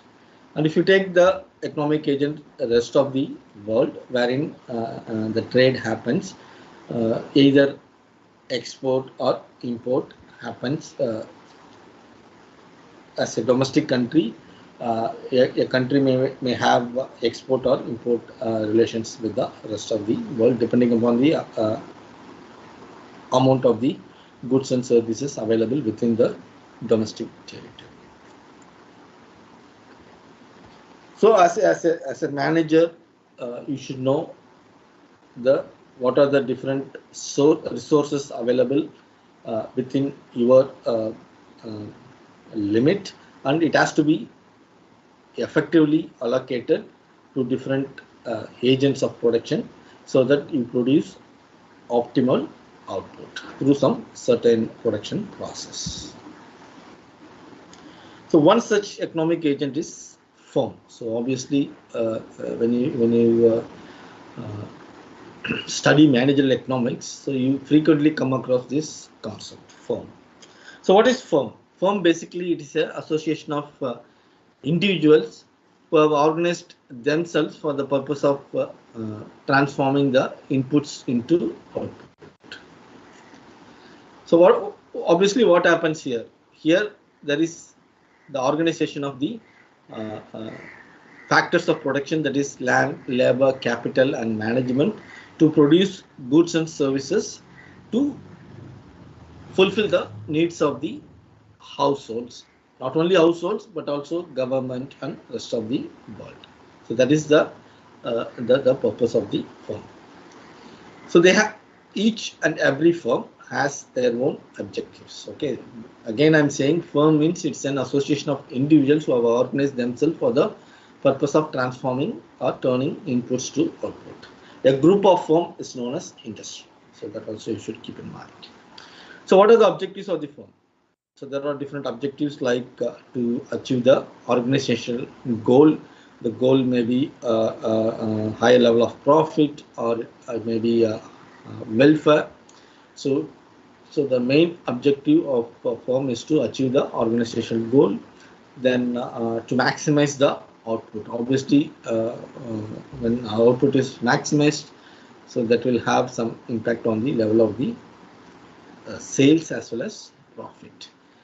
Then that's what the subsequent objective is, to maximize the sales, and the next objective is to maximize the profit of the organization. Of course, if you want to maximize the profit, you also should maximize the output and sales. Then at the customer side, the objective of the firm is to maximize the customer as well as other stakeholders satisfaction. So it is not that without satisfying the customer need, you cannot profit, right? So you have to focus much more on the customer needs. The another objective is to maximize the shareholders, because when you say firm, it's an association of individuals. Obviously, one of the objectives is to maximize the shareholders' return on investment, because every shareholder might have invested a certain amount as an investment. So obviously, they expect some better returns out of. That is one of the objectives. And the final objective is to maximize the overall growth of the organization, right? So these are all some of the objectives pertaining to the firm. So that's the end of the one in unit 1. So in lesson 1, we have started with the basic concepts of managerial economics. What is need, what is want. Then we focused on understanding economics as a subject. Then managerial economics. Then what is the difference between economics and managerial economics? As I already told, that managerial economics is a branch of economics and it is well integrated with other disciplines also. Then we discussed about the circular flow of economic activity. Then we focused on firm. Then what are the objectives of the firm? So including the lesson 1 in unit 1. Now I will be starting a new topic on demand analysis. Again, it's a part of unit 1. Okay. So in this lecture, I will be focusing on a few topics like law of demand, then determinants of demand, types of demand. There are some exceptional demand curves. So when you talk about demand curve, it always slopes downwards, but still there are some exceptions. So I'll be briefly telling about the exceptions of demand curve. Then what is elasticity?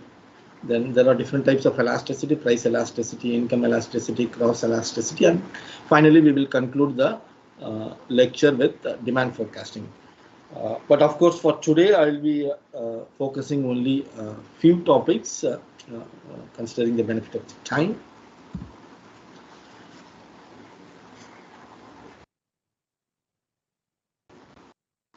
Let me discuss the concept of demand for a few minutes. What is demand? So this is sort of a common terminology we always use. Everyone uses, right? Demand. The demand is increasing, demand is falling.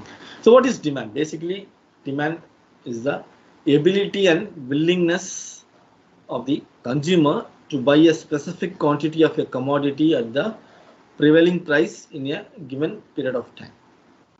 So demand always relates to a commodity and always for a specific time period, and it also gets linked with the price and the ability and willingness of the consumer. So when you talk or when you say demand, so it is always for a commodity, it is always for a single consumer. So therefore, demand of a commodity implies the desire to acquire the particular commodity, or the willingness to buy, and the ability to pay for it. So this is all about the understanding of the basic understanding of the demand as a terminology. So we will also discuss a few more concepts under this topic. The first one is the law of demand. So what is law of demand? So law of demand states that the quantity of a commodity which is demanded in a given time period increases as the particular commodity price falls. And we have a Latin phrase, ceteris paribus. It is given here.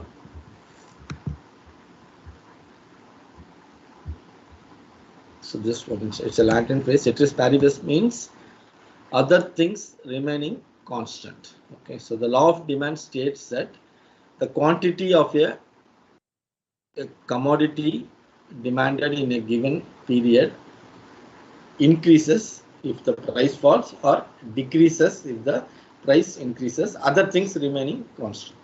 Okay, so this is all about demand. That is, the law of demand is a sort of established fact from some empirical evidence. Okay, it is data has been collected for different commodities, for different set of prices at different periods, at different markets, and finally they have arrived the law of demand. That is, as the price increases, demand falls, or as the price falls, the demand increases. Of course, other things remaining constant. Now coming to the next concept, demand schedule. So demand schedule, basically it's a tabular presentation of the quantity of a commodity or a good that a consumer is willing and able to buy at a prevailing price in a given period of time. So kindly see the table which is shown in this slide. So we have two columns. The first column shows the price of the coke in Indian rupee, and the next column shows the quantity demanded. That is the unit. Okay, so one unit of coke is demanded at 50 rupees per 200 ml, and if the price is 45 rupees, then 2 units of coke is demanded. And again, if the price falls to 40 rupees, per 200 ml, then 3 units demanded. Like that, a different set of data showing the quantity demanded and the price of coke is presented in this table. Okay, basically demand schedule is the tabular presentation of the quantity of a good that the consumer is willing or able to buy at a specific price, and of course at a given time period.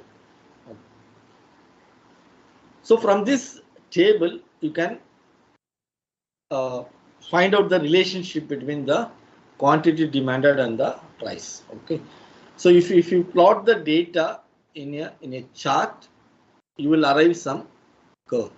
So that is technically known as demand curve. So the demand curve, technically it is a graphical presentation of the demand schedule.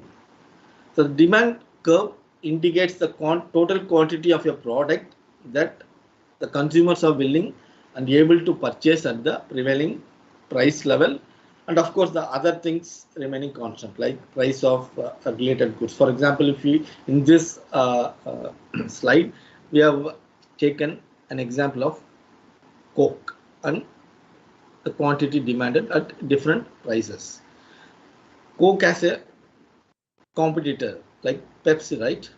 So when the price of Pepsi changes, automatically it will have some effect on the quantity demanded for Coke. So now, for time being, I am telling that a demand curve is a graphical presentation of the demand schedule, and it shows the relationship between quantity demanded and the price of a particular commodity, and remaining the other variables are kept constant. If you look at the slide, you can see the demand curve displayed at the bottom right. So here the horizontal axis shows the level of quantity demanded and the vertical axis shows the price. So it's a customary that the quantity demanded is presented in x-axis and the price is denoted in y-axis. You may ask a question: what happens if the axis change? Nothing will happen. The relationship will remain as such. There won't be change in the relationship.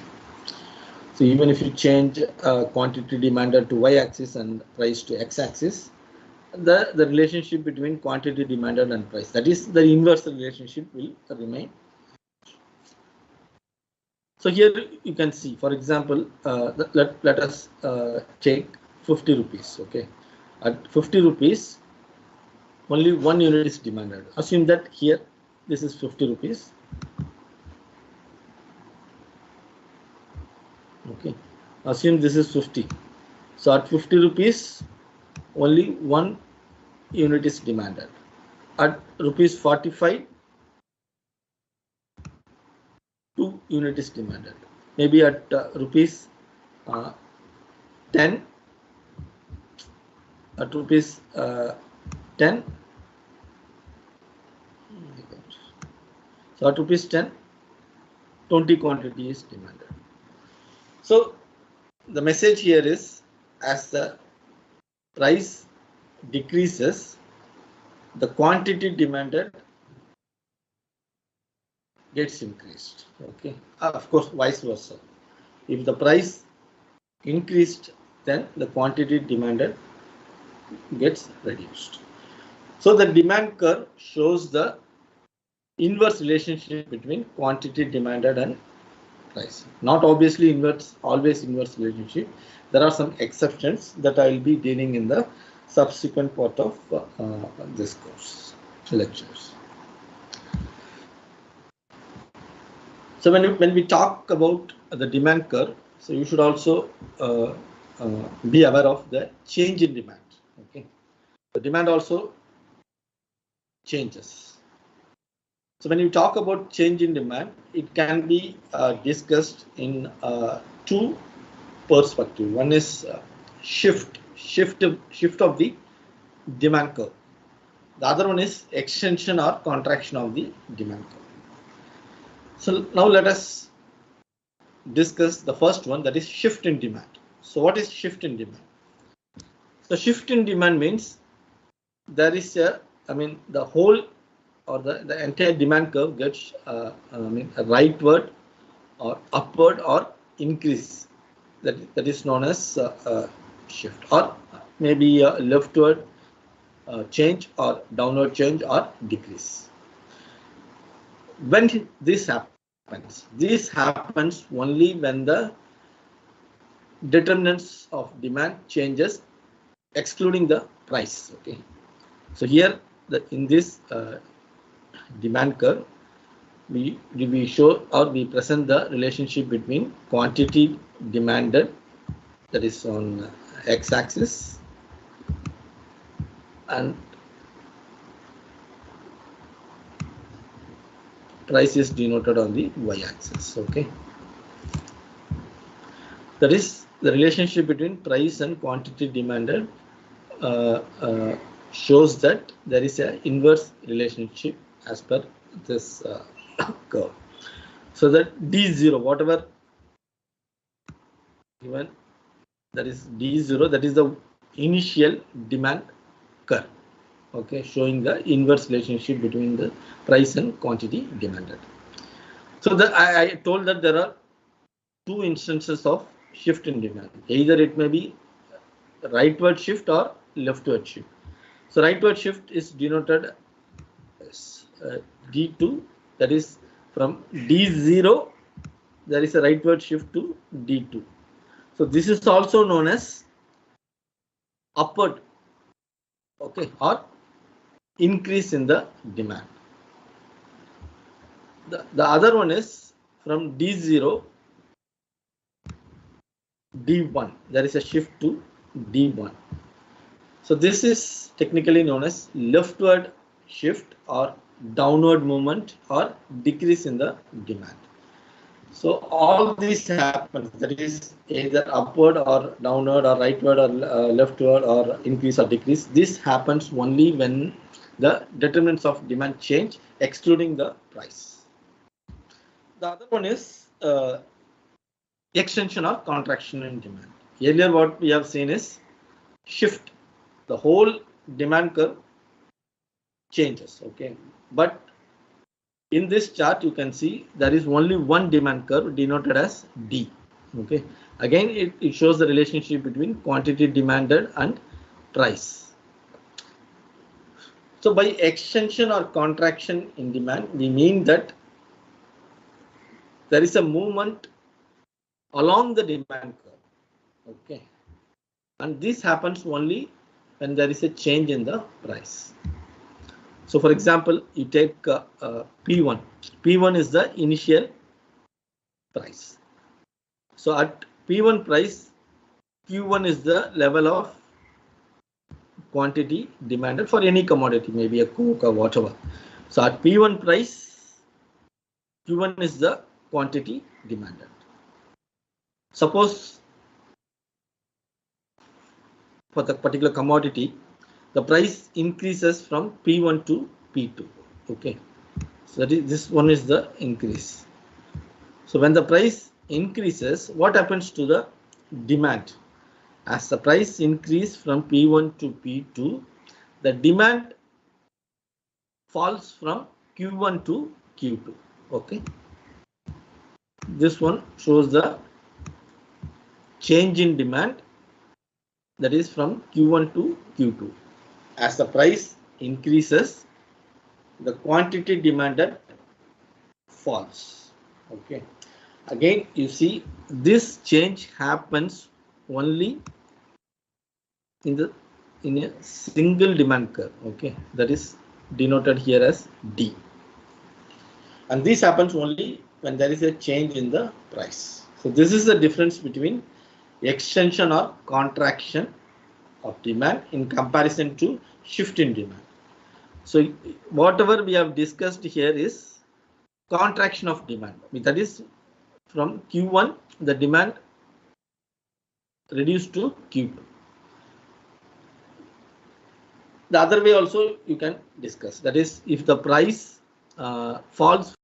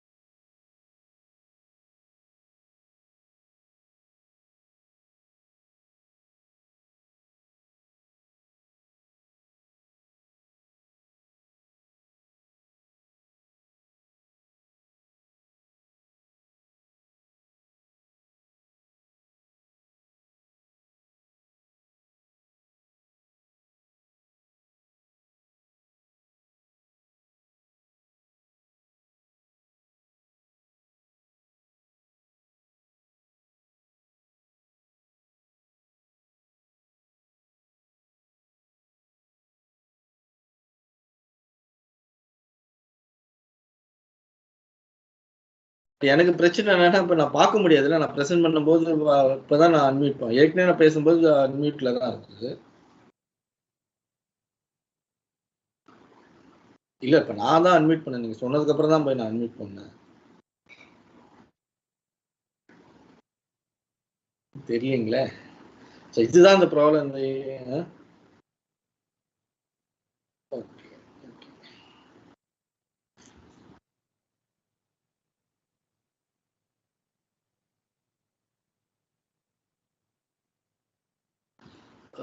So to continue the discussion on determinants of demand, I was telling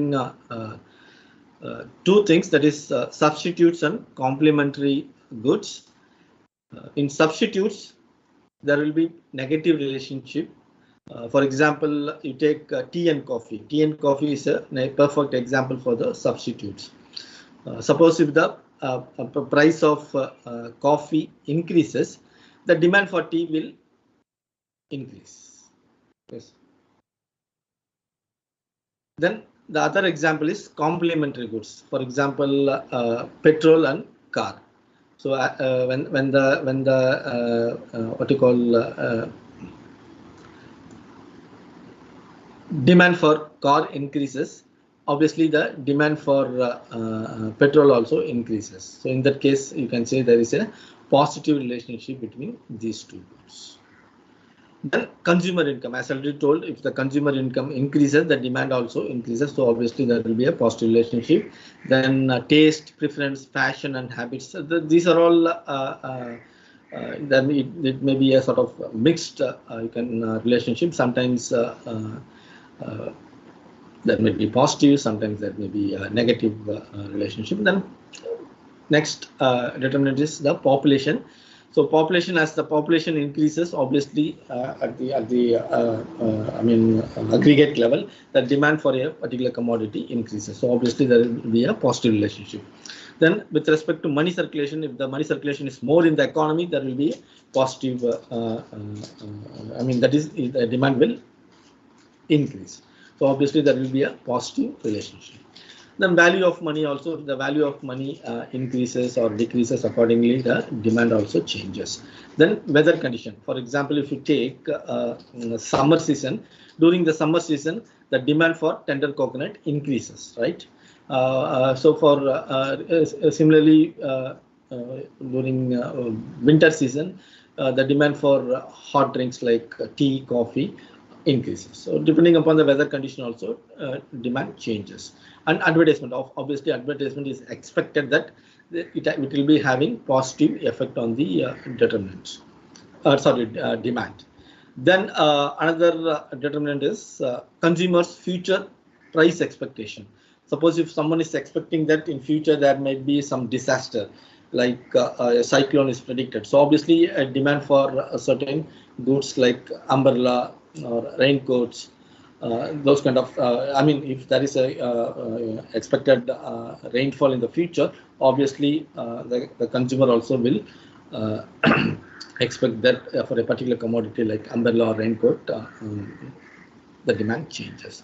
Then government policy like taxation. So when there is more tax for a particular commodity, it will have negative effect on the demand for a particular commodity, particularly consumables. Then credit facilities. So depending upon the access to credit and availability of credit, the demand gets affected. Then the last one is the multiplicity of goods, multiplicity of use of the good. Suppose if a particular commodity is having multiple use, for example, if you take steel can be used for different purpose. So in that case, the demand for steel will be having a positive relationship with the price.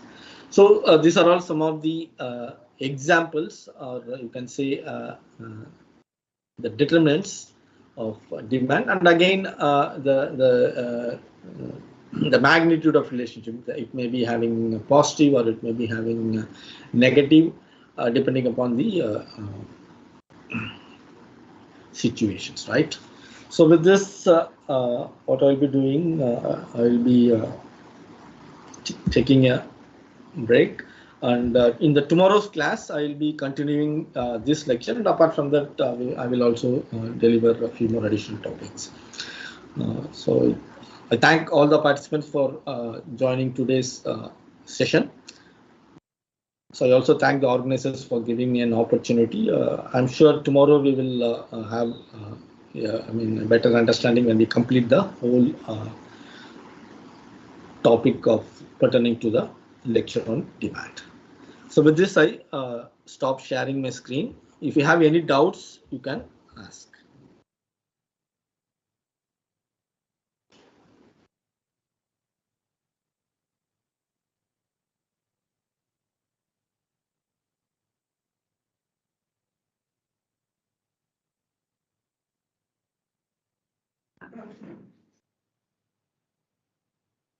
Good afternoon, all the students.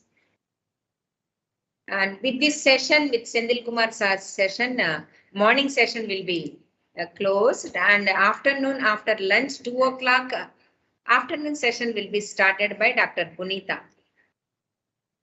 Thank you.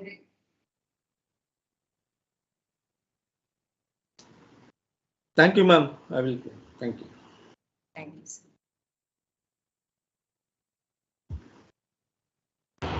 Thank you, ma'am. Thank you, ma'am. Thank you, ma'am. Thank you, ma'am. Thank you, ma'am. You, ma'am. Thank you, ma'am. Thank you, ma'am. Thanks for the lecture, sir. It was very useful. Thank you, ma'am.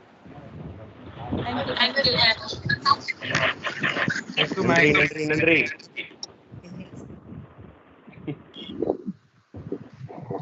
Thank you, ma'am. Nandri. Sir. 1 minute, sir. That's what we are discussing, sir. Microsoft scenario problems.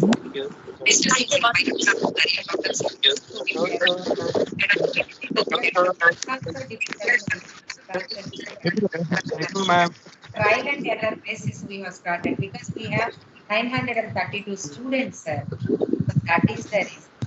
Thank you, ma'am. We inform to Thank you, directors. ma'am. Our Thank you, ma'am. patients also they are also facing and we discuss it and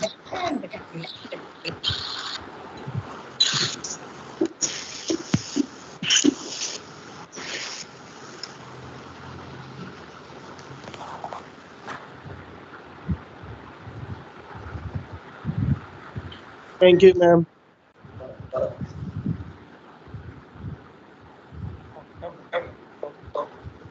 Hello?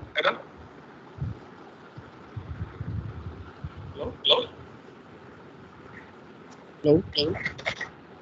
Guys, anyone can we handling the WhatsApp group? Hello?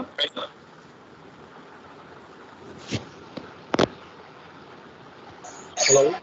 Hi guys, this is Madan from Supply Chain Management. Who handling the WhatsApp group?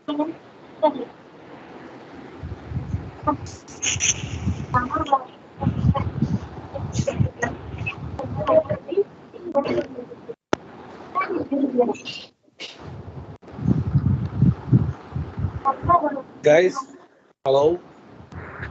Yes. Yeah, this is Madan from Supply Chain Management. And who is having a department-wise WhatsApp group, handling the WhatsApp group?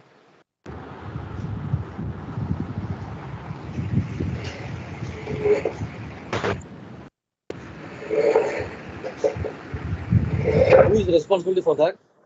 Anyone please let me know.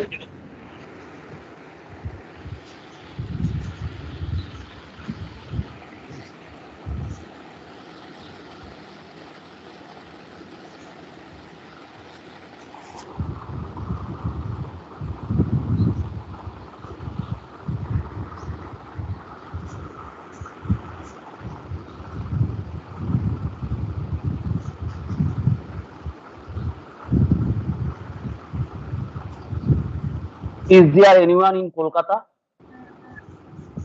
Yes, I'm from Kolkata.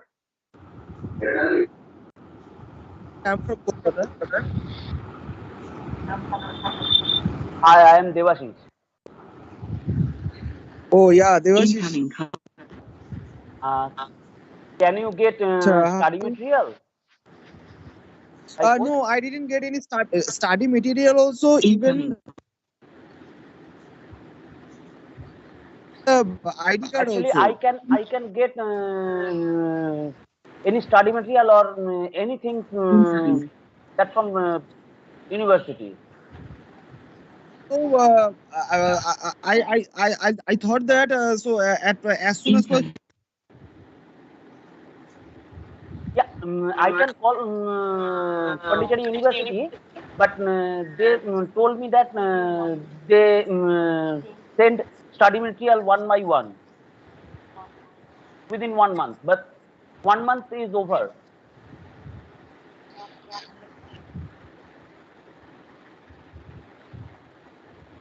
Hello.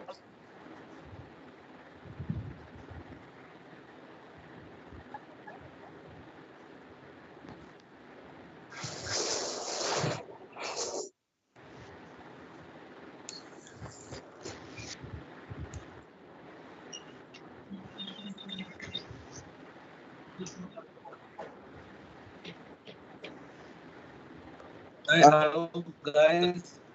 Yeah, hello, Devashish.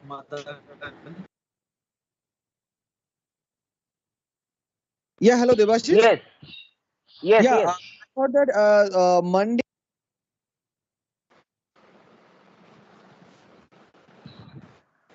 I can't hear you properly. Am I audible now? Yes, you are audible. Yeah, okay. Yeah, Devashish. So I already I thought that tomorrow.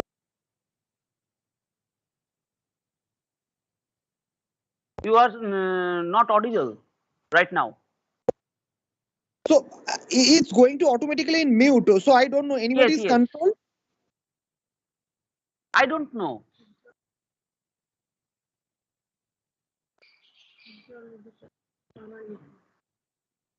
Automatically, you are.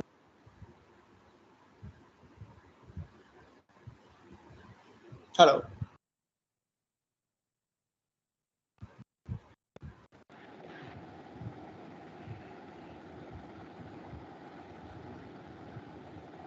Hello.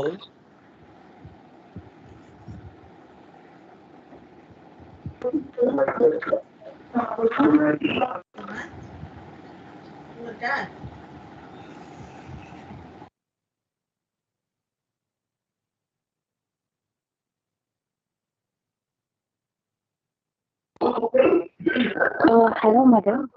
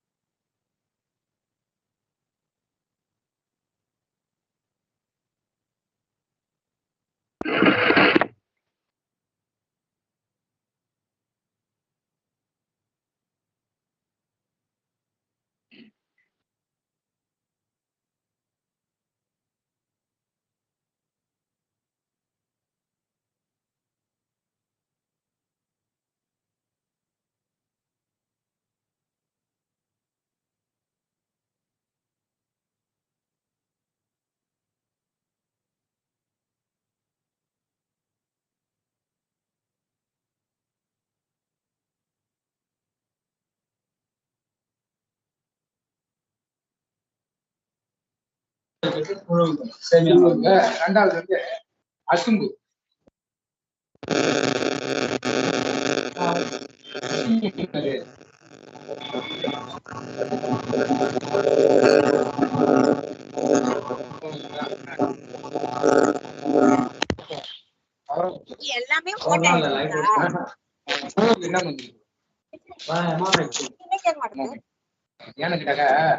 இப்பதான் இன்னைக்குதான் எடுத்துருக்குறேன் நிறையா ஒரு முண்டம்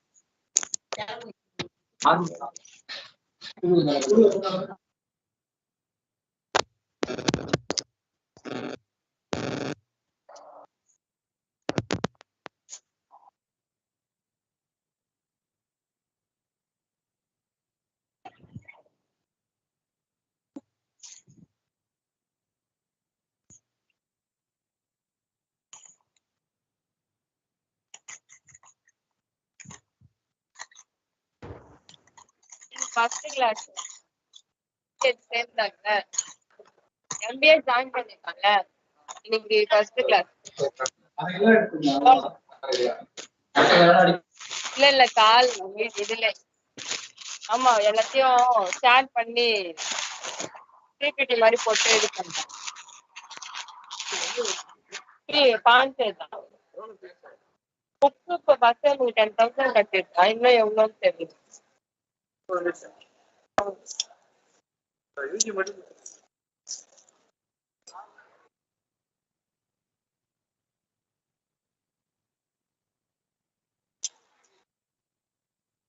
பேசல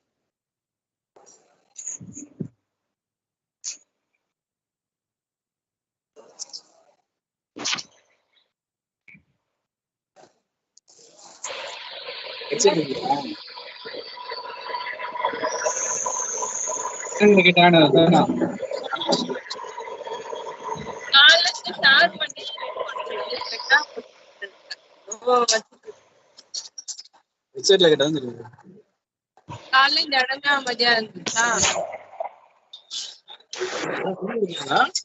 சொல்லிதான்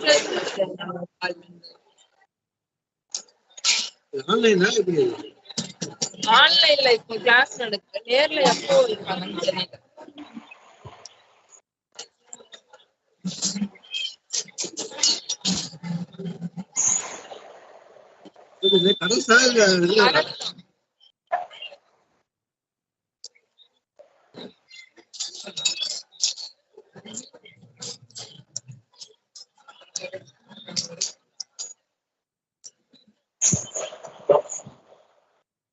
apply பண்ணுங்க ஏப்ரல்ல தான் apply பண்ணுங்க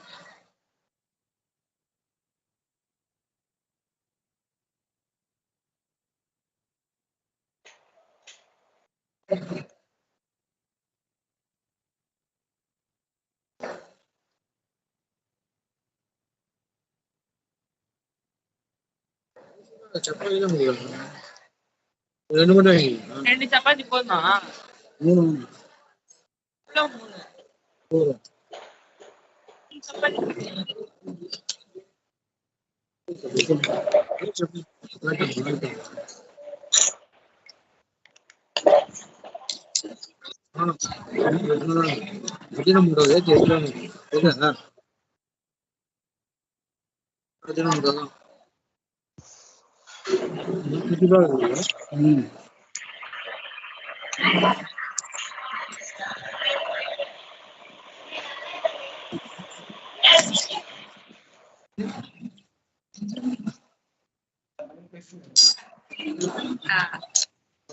Students, kindly mute your mics, please, until 2.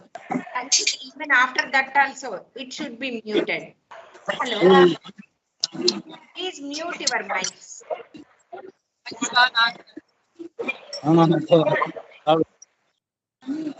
You are requested to mute your mics, please.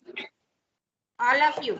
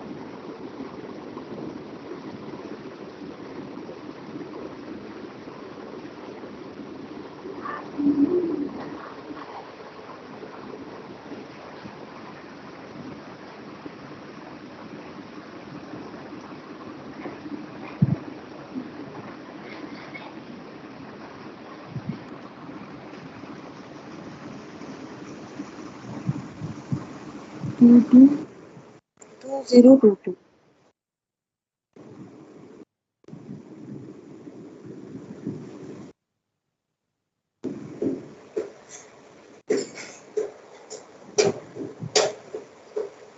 3900.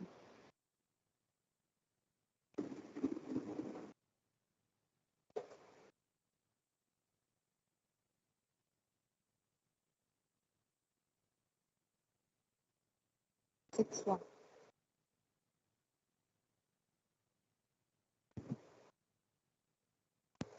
2042390061.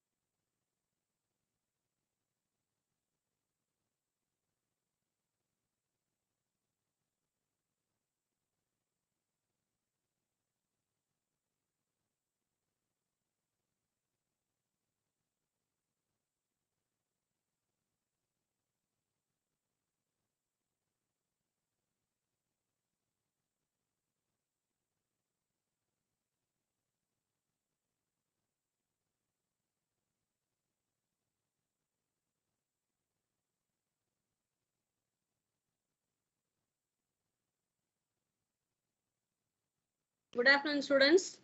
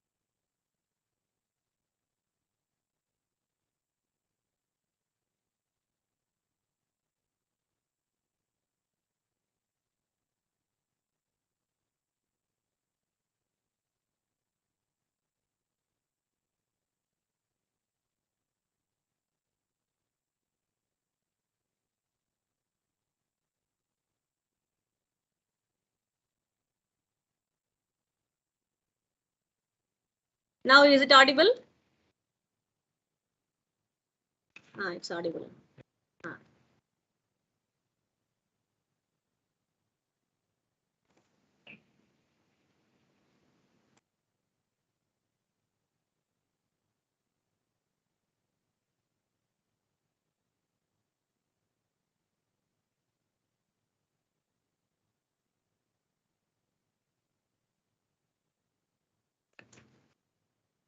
Okay.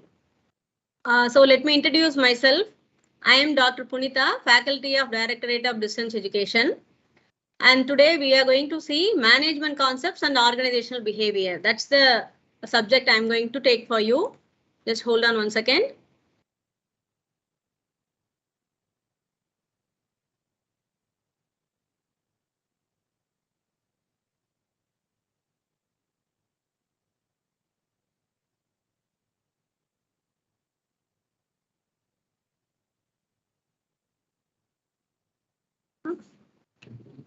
Camera need to be on.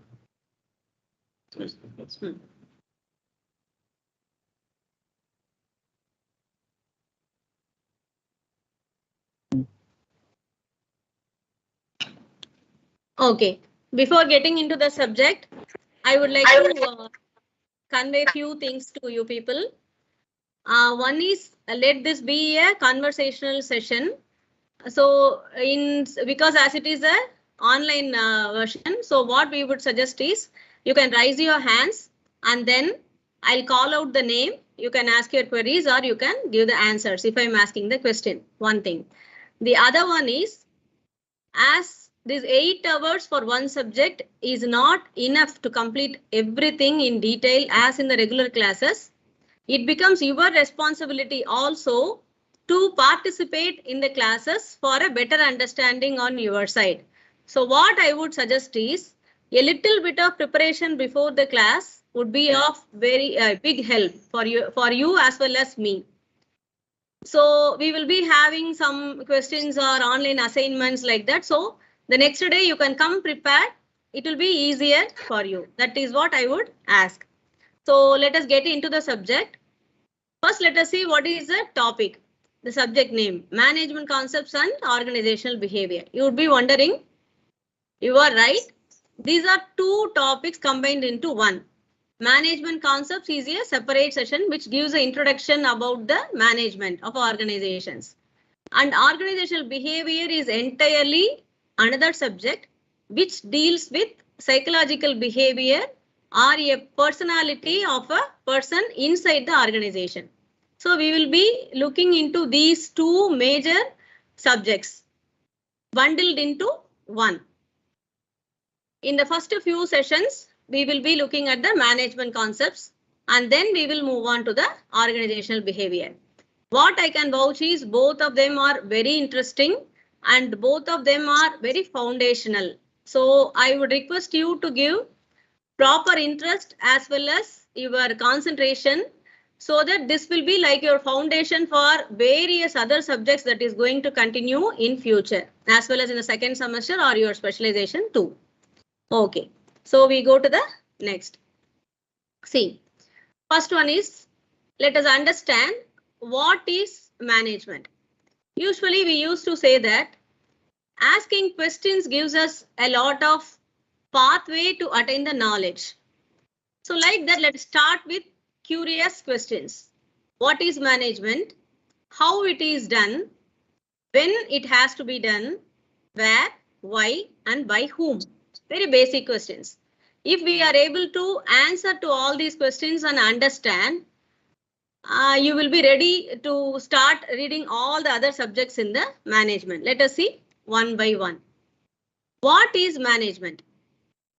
You can read it out. I have given you one definition, very small definition, which is very easier to understand. There are hundreds and thousands of definitions, and every day a new definition is coming out in the world. So I have taken a small one which will be easy to understand and which is a basic definition. So it tells what is management and why it has to be done. What is management? Management is to attain the goals of an organization, right? How it has to be done? In an effective manner. Through planning, organizing, leading and controlling. What we have to control, what we have to lead, what we have to organize, all these things are that we are going to look at every chapter. So what is this organizational goals? For that, first we have to understand what is an organization. Basically, an organization is where people work together to have attain some goals, right? Most probably in most of the organizations, these goals are profitability. But it doesn't mean that need not be in all the organizations that profitability is the goal. Every organization can have their own goals. So in that case, if you now read it out, organizational goals is man-made by a group of men. People come together, fix a goal and try to achieve it through management. Are you able to understand this? So this is a basic. What are the figments? What are the segments we are making the management into? Majorly planning, organizing, leading and controlling. If we are able to read and understand these 4 segments, it will be very easy for you to finish up this subject. This is what we are going to see one by one. Now we come to the next one. Who is a manager? We say that management is that. So one who does this management is a manager, right? So who is this manager? What he has to do? He has to do a lot of things. So that's why we put a vague name, ambiguity, like manager. He manages everything. What are they? I have given you some few examples like a manager has to set goals for himself, for the organization, for the people working under him, for the resources, for the finance, everything. There should be a way how to move on forward. So that is the first role of the manager, setting goals. We will see that elaborately in the planning chapter, how to set goals separately for each and every one. Once you set the goals, then you have to organize the activities. That manager is responsible for that. All the activities, like for example, we have set goals to achieve a particular amount of sales. It is not only sales activities to be organized. It has to start from arranging the fund for procuring the raw materials, then arranging the men for production, then you have to go for the sales, right? So that is why we say that it is like managing 4 M's. You have to arrange men, material, machine and money. All the 4 M's. If the manager is able to organize all these things, that is the major part of his management. Once he is able to organize all these activities, then what you have to do? you have to have people to carry out these activities. So here comes the biggest challenge. That people, those who you are selecting to do those activities, should be capable of doing those activities. So in order to identify them and whether they are capable, first the manager should be capable enough to select those people who can understand and go with the organizational goals. So there lies the biggest challenge. So once you develop people to understand your goals and are capable to do the activities you have organized, then we can move to the other one. What is that? It is directing them how to do. Even though they are capable people, unless they are given with some proper direction, a conduct and a control, the goal cannot be achieved. I'll tell you an example. You would have seen in big concerts or music presentations, there will be a lot of musicians sitting at one room and one person will be standing conducting that music with a small stick in his hand. Hope all of you would have seen that. All those people, all those musicians are capable and experts in their own music. But they need one person, one manager, one conductor on the top to tell them when to start, when to finish. Even though they are well experienced, they would have rehearsed so many times. Still, on the day of concert, they need one person to manage. This is what we talk about directing and controlling.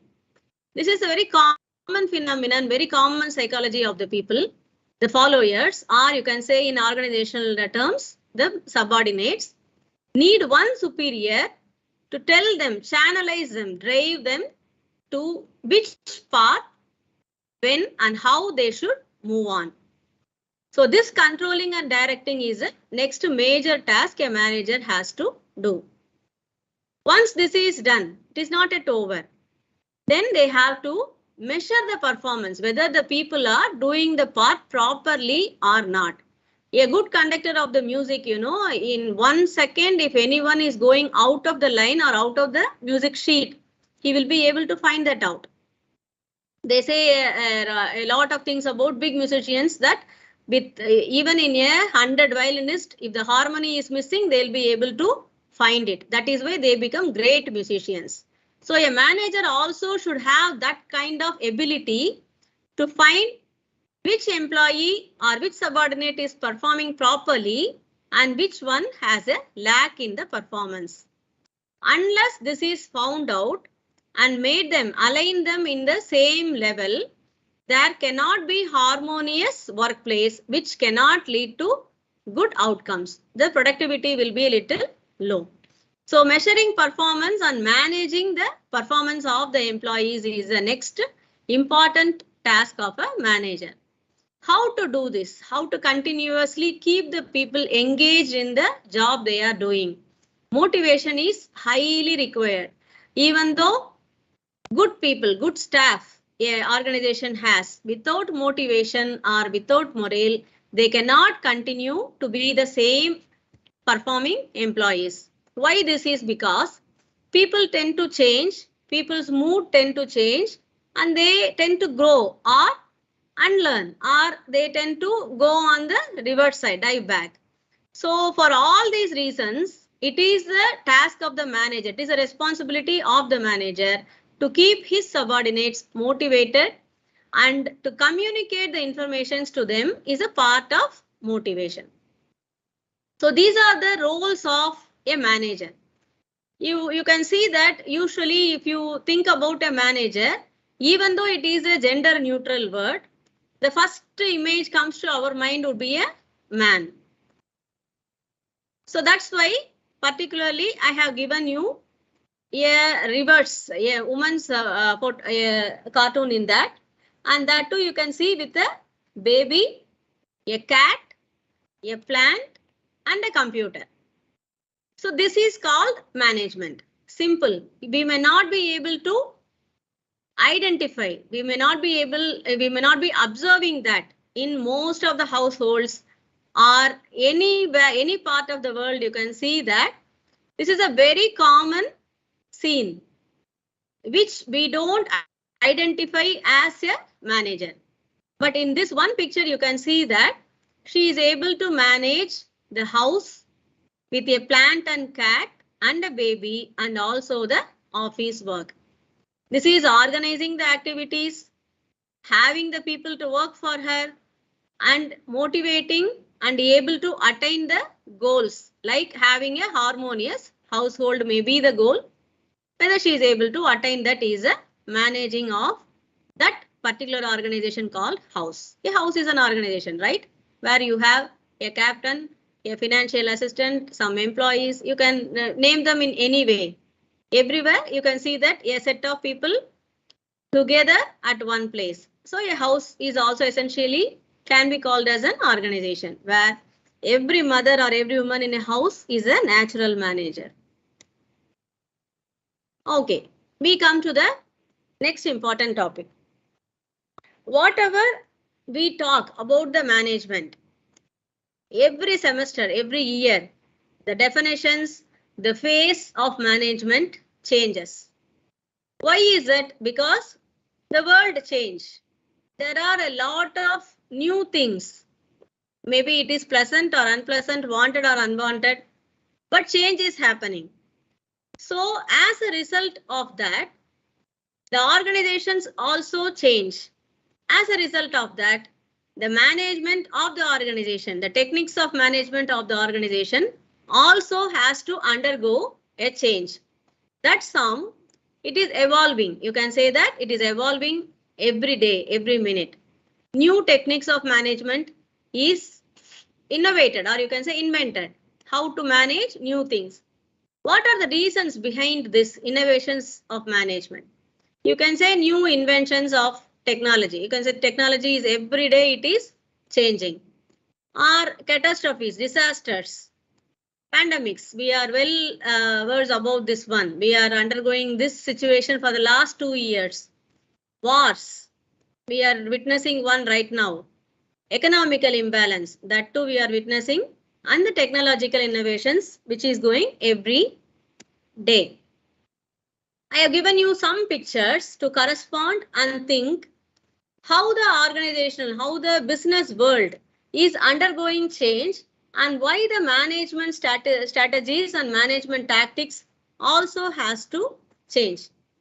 You can see that inventions. This is an old version of TV. Many of you may not have seen this. This has manual switches. You have to on and off.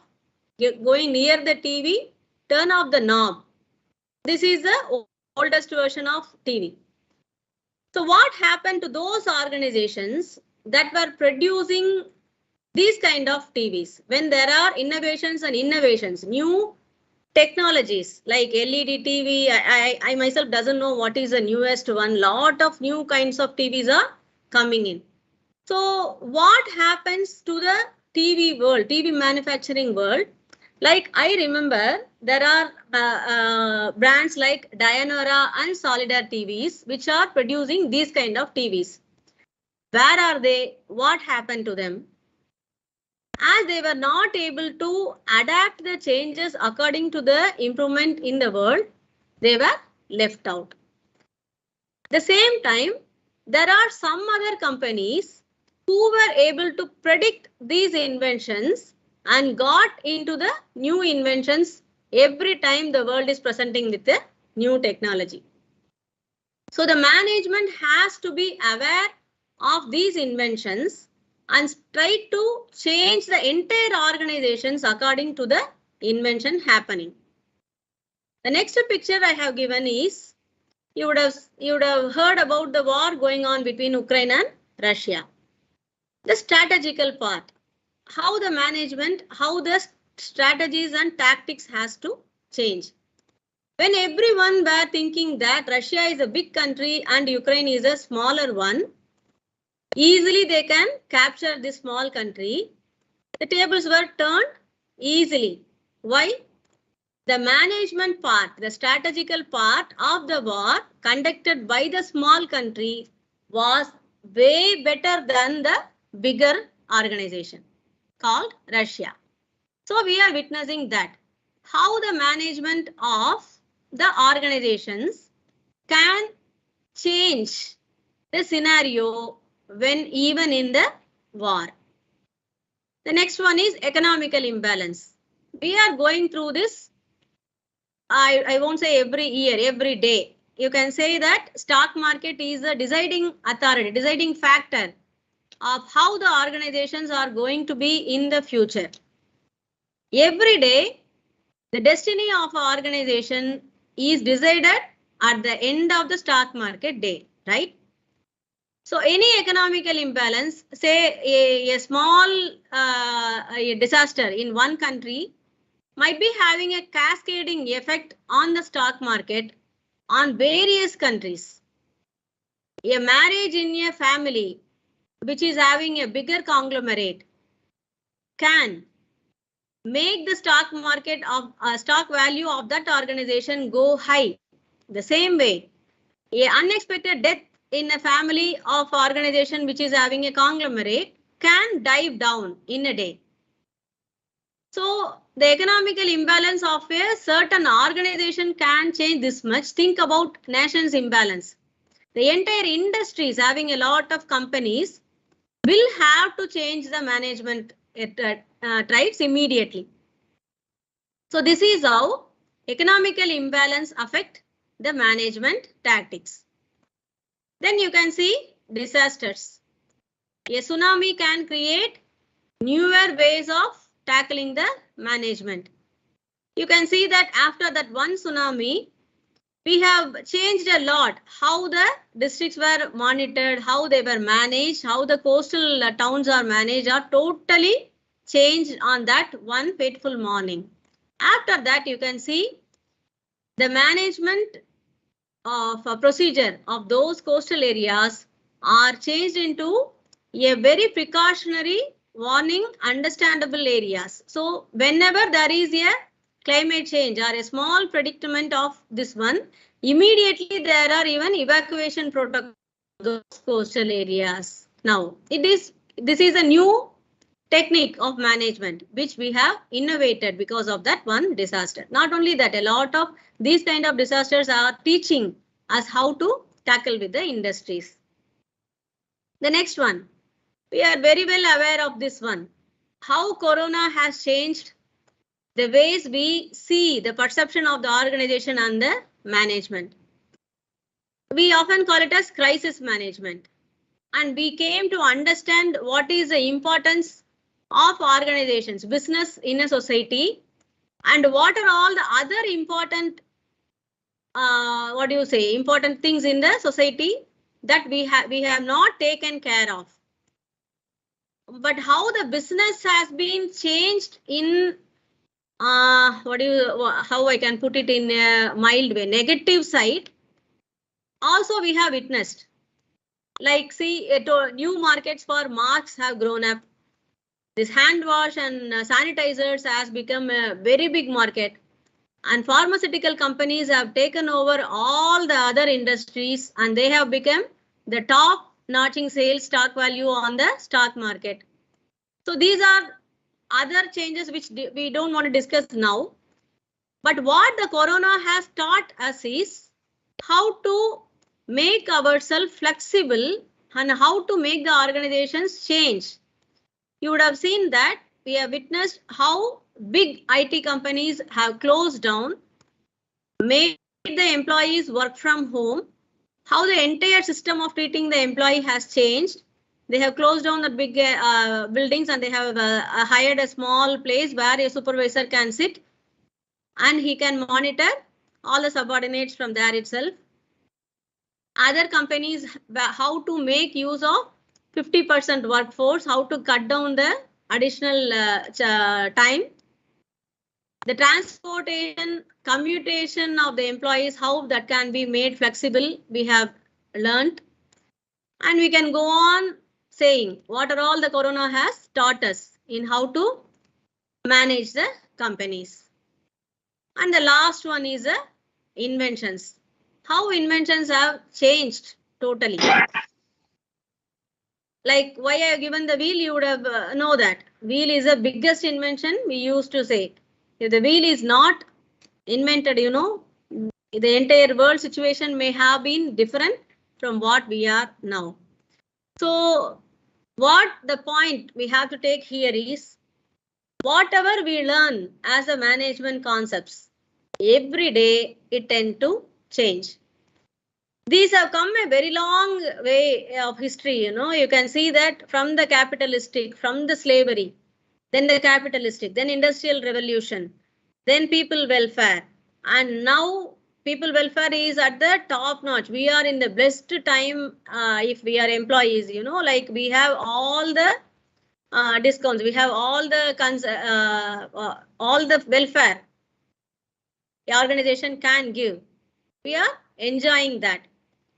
But this is not the scenario few decades back. That was entirely different. Our grandfathers would have been toiled in organizations for a meager salary or wages. But it is not the case now. So the management concepts and the way organizations are controlling and organizing have come a long way. The history is very long. It still has to change. It is not going to stop here. So as a management student, as a future manager, what we have to keep in our mind is these things tend to change. A manager has to be a learner continuously to keep on with the innovations and the world which is changing forever. The next one. What are the levels in management? This is a very interesting one. Usually we say there are 3 levels of management. Top level management, middle level management, and lower level management. In management studies, you know, these figures taught us a lot. If there is a pyramid shape, what does it mean? It has a meaning. The pyramid shape, you can see that, and the bottom, it is having more space, middle is little lesser, and top, very small space. That means the top level managers are a very small number when compared to middle and lower level managers who will be the larger. So wherever you see these kind of figures, there is a meaning in that. When you are writing the examinations also, be careful on which diagram you are using. If you are using a circle, that means everyone is equal in an organization. If you are making a pyramid, that means it has to go upward to downward. You can have an inverse pyramid also, where the top is more and bottom is less. Okay, we come back to the management levels. The top level management is essentially the one who decides everything in the organization. So their important work will be decision making. They will not be producing, or they will not be doing the day-to-day normal work which the other people do. Their important work is to drive the organization towards the goal. To drive that, what they need, a proper path, where to go, how to go, in which speed to go. That is a decision the top management has to make.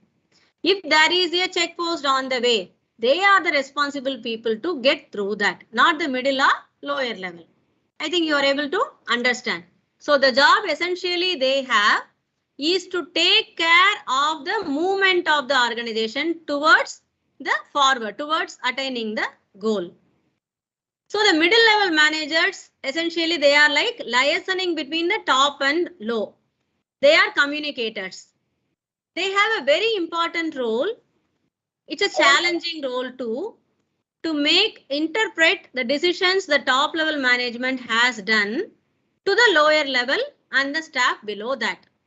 They have to understand first properly, and then they have to communicate. The middle level managers also participate in the decision making with the top level managers. Middle level managers also enjoy a greater level of authority than the lower level managers. And these lower level managers, even though they are called as managers, they will be like supervising, monitors. They will be monitoring, and they will be having a lot of people under them. We call it in management as span of control. How many people,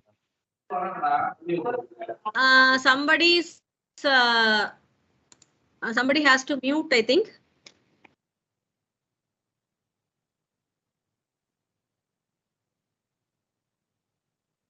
Okay. So what I was saying, yes, the span of control, the lower level management will be having many people under them when compared to top and middle level. So they are like supervisors. They will be called as foremen, they'll be called as supervisors, they'll be called as assistant managers. There are so many terms for them, but they will be having people to control. So that would be their major work. They will be the translation part. They'll be doing that from the middle level to the staff. Communication is one important thing they have to do, and they have to keep the people in check. That is a very important job they have to do. So what are the skills a manager, whether top or middle or lower level manager, what we are expecting them to have? How you can be a good manager, who you can tell as a good manager. If you want to become a manager, what are the skills you should cultivate before getting into the job? The first one is called as conceptual skills. Conceptual skills may be like, a boon from the birth. Some people have this skill higher than others. It is not that others also cannot have it. It has to be practiced. It is like an ability. We call it as cognitive ability. To see a thing as a whole and not as part. Like you can say a holistic approach. Who can visualize that holistic approach is said to have conceptual skills.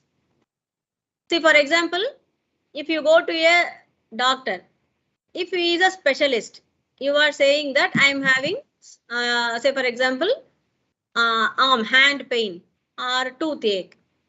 We will go to the specialist, who a dentist. He will be looking into the tooth. But many times it is not always necessary that a toothache is essentially a toothache. It can be a symptom of any other bigger pain in the body. Any good doctor, even a dentist or a general physician, whoever it may be, who has this cognitive ability will be able to see the root cause of the pain. Are able to understand? So a good manager should be like that good doctor. If there is a problem or is anything in the organization, he should to understand, relate this to other parts of the organization. Organization is a whole system. You cannot take even a small mission or a person from, he may be of a lower cadre or he may be a doing a small role in the organization, but it doesn't matter. It might have cripple the organization. Like you would have heard about union problems like strike. I have personally witnessed a small problem which has gone into a big one, like burning the entire factory. This happened in Yanam some years ago. It started as a very small argument between two people, one worker and another one manager.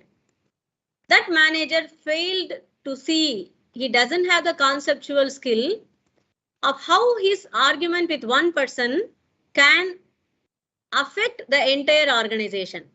So this is what we call as cognitive ability. You should be able to have the vision of the entire organization, which is having relation to each and every part. It's like a tree and its roots. So that we call as conceptual skills. The second important ability is human skills. If you see the order, how I have arranged skills, by that itself you can easily match it. The conceptual skills is needed for the top level managers. A manager who has a bigger responsibility should necessarily to have these conceptual skills.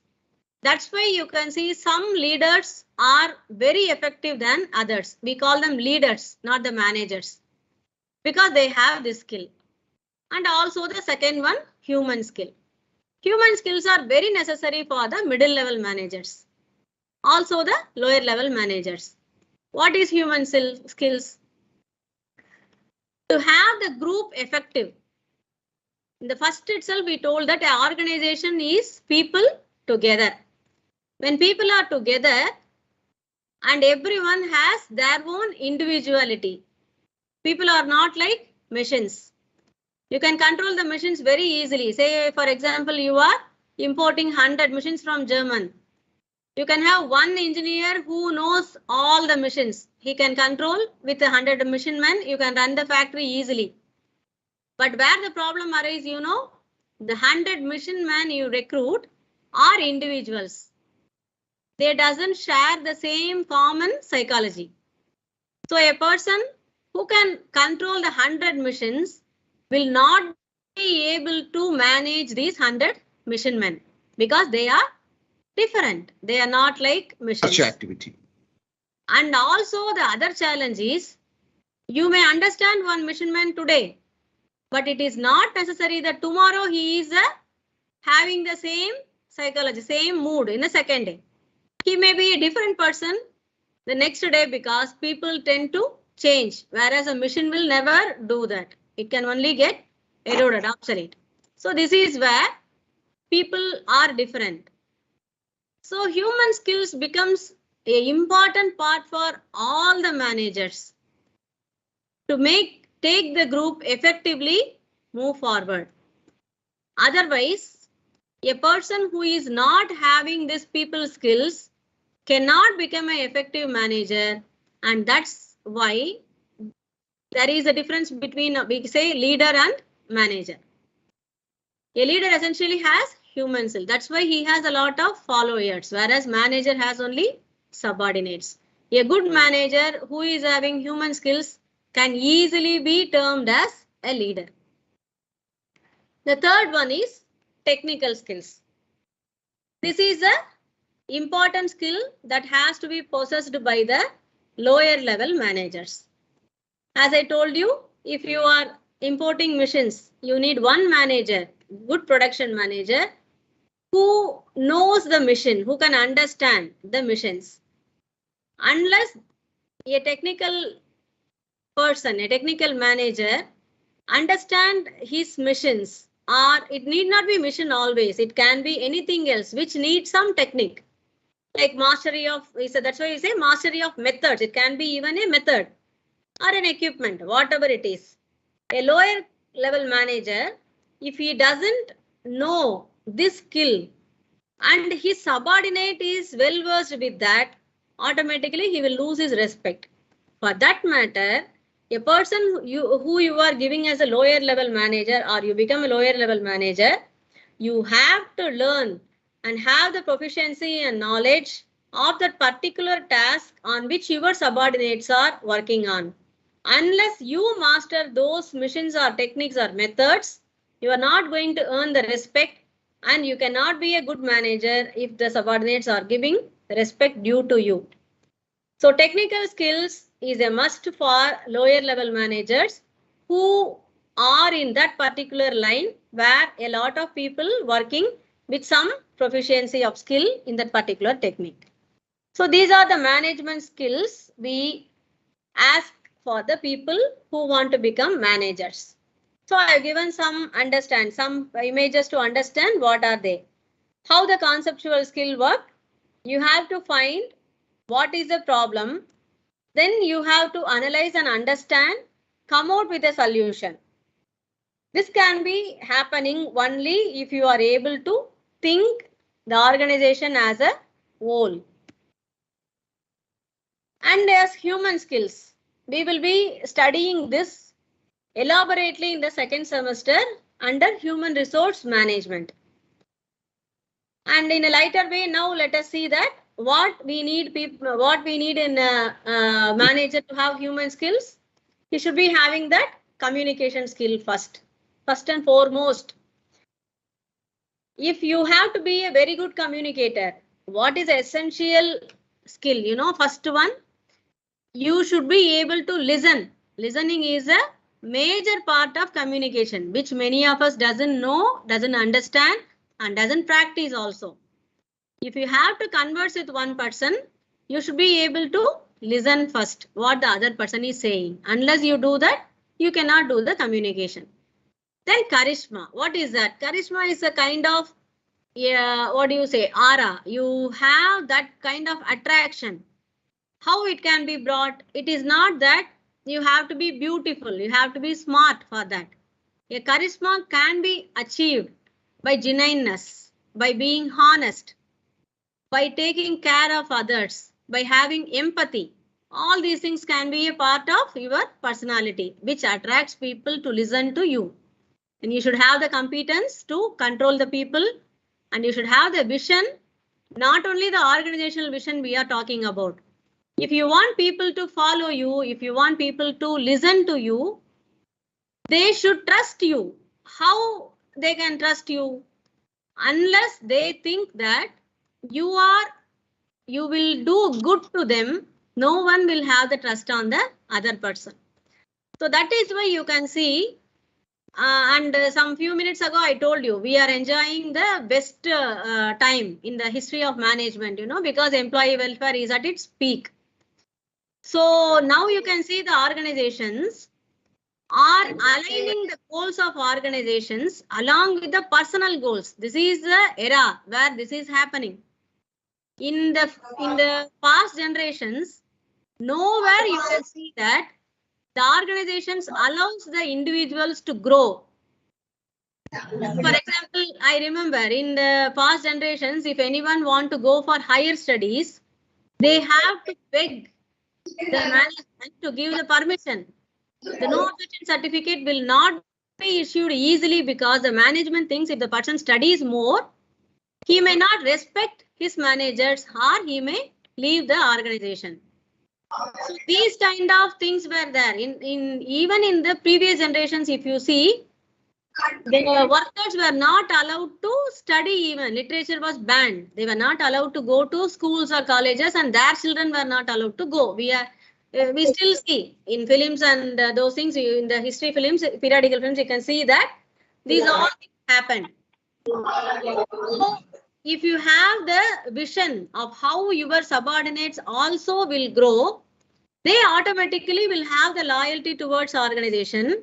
And that's how now the newer management traditions are that we want to go along with the organizations. We want to grow the employees also along with the organization. Let the organization also grow. You also grow. Win-win situation. So essentially, a human resource manager or any manager for that cause who is having subordinates under them should have a vision not only for the organization but also for the individuals who are working under them. If you are able to ask a simple question, you know, when a person is coming inside your room, if you are a manager and you remember that his son has written a 10th examination, you ask one question: how he has written the 10th examination, which school he is going to join. That is, you will have the charisma, you have the competence, and you are communicating very well. So you have the human skills. That is what the people require. They expect that. So these things will energize, this will motivate the people and keep up the morale of the company. And as I told you, we will see these things elaborately in the next book, in the next semester. And technical skills, I need not say much. Many of you are from the working side. So what are the technicalities you are using? See, for example, now we are in the online classes. So we have to learn how we have to use these new. We were using the Google Meet platform all this time. Now we have entered into the team because of comfortability. More number of students can enroll. So this is how the skills, technical skills has to improve. You have to take care of that. Every time the technical skills, technology changes or improves, the skill of the employees working under has to be improved. This may be imparted through training. That can be an on-the-job training or off-the-job training. But a manager has to know what is the technology to impart that to the people under him. So these three are the important skills the manager should possess. The next one. What is the role of a manager? Who is he? What he has to do? He has, importantly, major 3 roles he has to play in an organization. He has to be passing on the information. He has to be a communicator. He has to be a liaison officer between his superior to his subordinate. The same way it can be back to up also, bottom to up. The subordinate's information also has to be passed on to the top level. So information role is one thing. He has to monitor the information also. We say that when we were studying communication, I'll tell you that in elaborately. Briefly, I'll tell you now why this information role is very important. Everyone in the organization or for that matter in society, all of us are curious. We need to know information. What is happening here, there, whether we are involved in that or not, doesn't matter. We need to know what is happening on the other side. Sometimes what happens, if you are not monitoring these informations, there are 2 channels of communication. One is official, another one is unofficial in an organization. The official communications needs authorization. It will be as a circular, it can be a memo, it can be a note that will be passed on through a proper channel, duly authorized or signed by the manager or a top level person. But do you think this is the only way of communication a organization has? Certainly not. We have another one kind, unofficial communication channels. This doesn't have a root. This doesn't have anything, any moral. This just have branches. It will go on from one person to the other. It doesn't have any hierarchical control.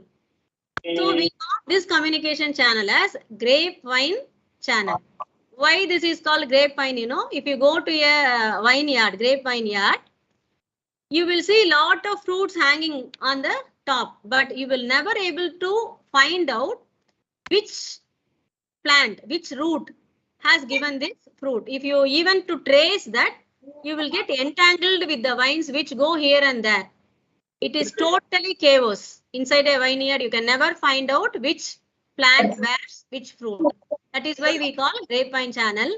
Even if you want to trace where it started, you will be never able to. Most probably we call it rumors also, but it is not essential rumor. It's a kind of unofficial communication. People tend to talk.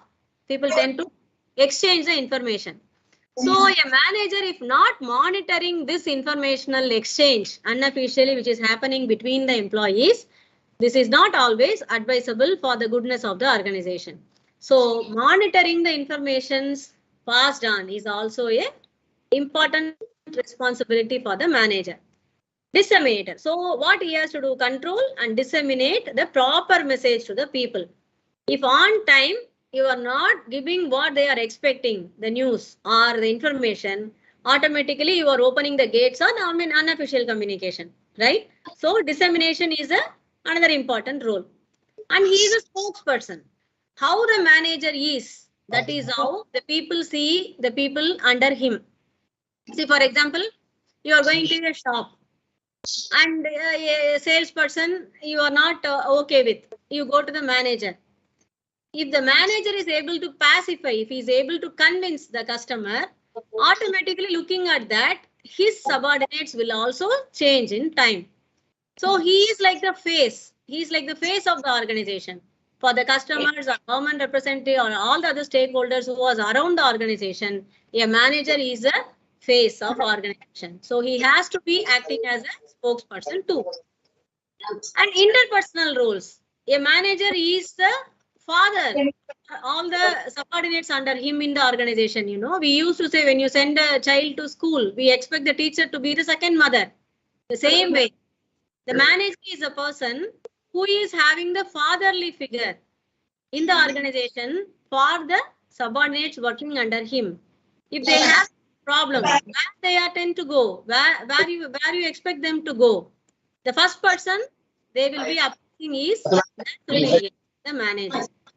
So he has to have these interpersonal roles as he has to lead all his subordinates. So he becomes a leader for his followers and he is a liaising officer between the two, the above and the below. he has to forward. Say, I'll give you an example for this. A person needs leave. Say, for example, an employee wants maternity leave, right? Maybe she wants more than the allotted time. Only person she can go to is her manager, right? So it becomes the responsibility of the manager to decide on the time to avail by the person to convince to his manager or his superior to allot the leave. So this is like a liaising between his subordinates and his superior. And now from the important role, decisional role of the manager. Any manager cannot escape this, how do you say, this risk or challenge. Because any manager by nature is an entrepreneur. He is running a small business unit in his organization. He is a head of a small unit, whatever it may be. It has to have its own advantages, profitability. How to explain this? I'll tell you. Say, for example, in a bigger whole picture, you take a very big organization. There is a purchase manager, right? He is a part of the organization. Okay, understandable. He has to only procure the goods, raw materials. But if you look as a micro part, he himself is an entrepreneur, right? He has to buy things with the allotted fund. If possible, he has to buy under the budget so that that can be a profitable part for the organization. And he has to negotiate with the suppliers. He has to take care of his subordinates. So that particular purchase unit becomes a small organization. Are you able to understand? So he becomes an entrepreneur by himself on that small own part. And he has to take decisions. And he has to negotiate. And also allocation of resources. It may be, as we were discussed, it may be the resource may be leave, or the resource may be money, or it can be any other thing.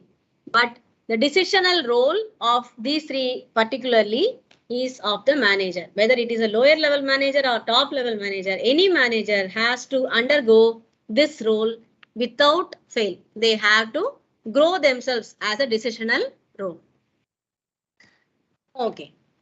So far, I think we don't have any doubts. If you have, you put it in the chat box. The next session, I will answer to that. So before winding up, let's see the other important topic. Social responsibility of business. This is a separate topic actually. But as we have started the management concepts, we will get the essence of what is the responsibility of business. First of all, the question is whether the business has responsibility towards society. Why? Because if there is a class, I can, if you have time, I'll ask you your answers. But as we are running out of time, I'll just say it myself. Any business has responsibility towards the society, whether they like it or not, because they are taking up the resource from the society. They are selling their products to the society. It is a part of society, any business. It cannot run away from the society. So any business organization has a responsibility towards the society it is running, right? Usually you can see that CSR, a lot of headings are there, a lot of advertisements are coming that this company, this organization is having CSR. What they do, they will say that we are eco-friendly, we are packing with this one, go green, we are using, we are lot of trees we are planting, we are building schools, we are building toilets in the villages. Yes, of course, all these are social responsibilities, CSR activities of business organization. But is this that exhausted view of social responsibility? No.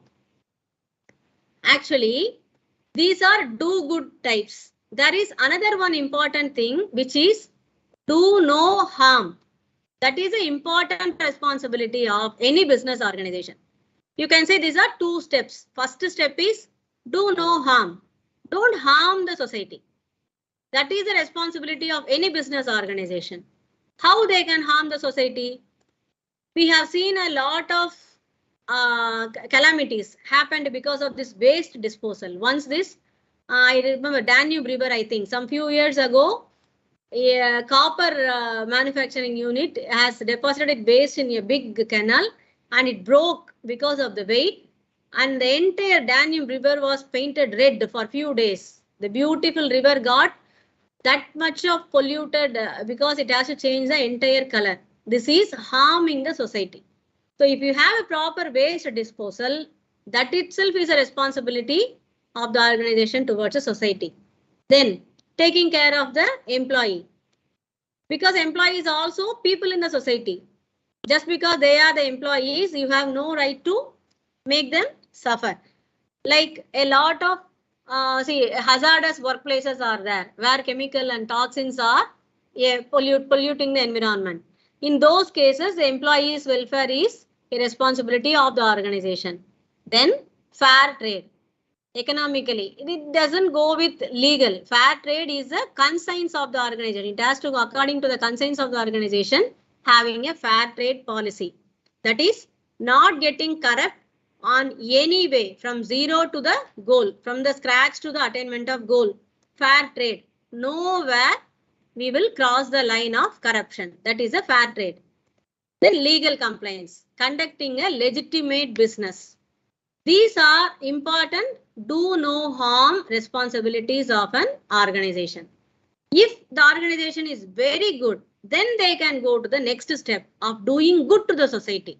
There comes building of schools or going green or eco-friendly or making all the other charitable items to the society. So we call these responsibilities, we divide into 4. First one on the top is philanthropic. That's why charity or altruism, we call the altruistic characteristics of an organization. Where I can give the example of like the first one, the biggest or richest person in the world, as you know, Microsoft owner. So what he did, he has earned so much that he cannot able to control. So what he has started? Altruistic activities. He is giving millions of money to African, even to Indian states where there is necessity. Bill Gates, right? That is philanthropic responsibility of that company. Then comes the ethical responsibility. Like they should be trustworthy or environmental friendly, loyal to the customers and honest to the customers.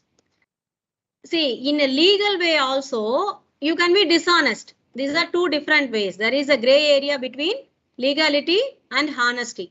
So you should understand that there comes the ethical responsibility, where I can give the example like this. See, for example, a face cream is packed. The carton will be looking very big, a handful of big bottle. When you open, the cream will be only a very small amount. It is legally acceptable, but ethically, they are not loyal, honest to you. They are showing a bigger bottle and giving you a smaller amount. It's not fair. So this is we call ethical responsibility. And legal responsibility is where they are abiding the law of the particular jurisdiction where they belong to, conducting a legal business, not evading the tax payments, conducting a fair business. All these are legal responsibilities. And economical responsibility is properly using the sustainable practices. That is the important responsibility any business. That is why we keep in the bottom. It is necessity. It is mandatory. All the organizations should undergo this economical responsibility, because see, today's resource which we are taking, they used to say that we are taking our grandchildren's resources now. Whether let it be coal or gold or any mining, you can see we have taken too much. Because of the technological improvement, we are able to dig deep. We are just going on digging. So there is no just use of resources. We are not justifying. So this shows that we are not economically responsible. We are using much. So an organization should have this responsibility. And the same way, waste minimizing. This waste in the case, not only raw materials, even electricity.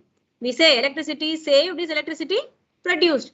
Any company unnecessarily using much electricity is hindrance to the development of a nation, of the world. So an organization has to understand the responsibility of sustainability practices and also not utilizing the resources when it is not necessary. Okay, I think it is 3 o'clock. We have to have a break. Before that, I think we will finish one more chapter and give you a break. Okay. Right. So next chapter. So social responsibility is over. We come to the first function of the organization, which is called planning. Planning has, importantly, an organization should have three things: a vision, mission, and objective. A vision is a long run objective. You can see that a visionary, we say, it is like you are seeing what the organization will be after a long run. Say after 10, 15 years, how I want the organization to be. So a mission is, if you have 15 years vision, making the mission for 5 years, first 5 years, what I want to do. Like say, for example, I given you one example here. A vision is, I need to open up 50 branches globally, international branches from India. So the mission can be, in the first 5 years, I need to have 5 international branches. So I can have a roadmap where, how it has to be opened, when, the timeline you can have, and who has to take care of it. If I am able to have the mission, then I can work towards it. Objective is still short term. That 5 years roadmap is segmented into maybe 1 year. In this first year, what I want to do. Second year, so objective is very short term goal.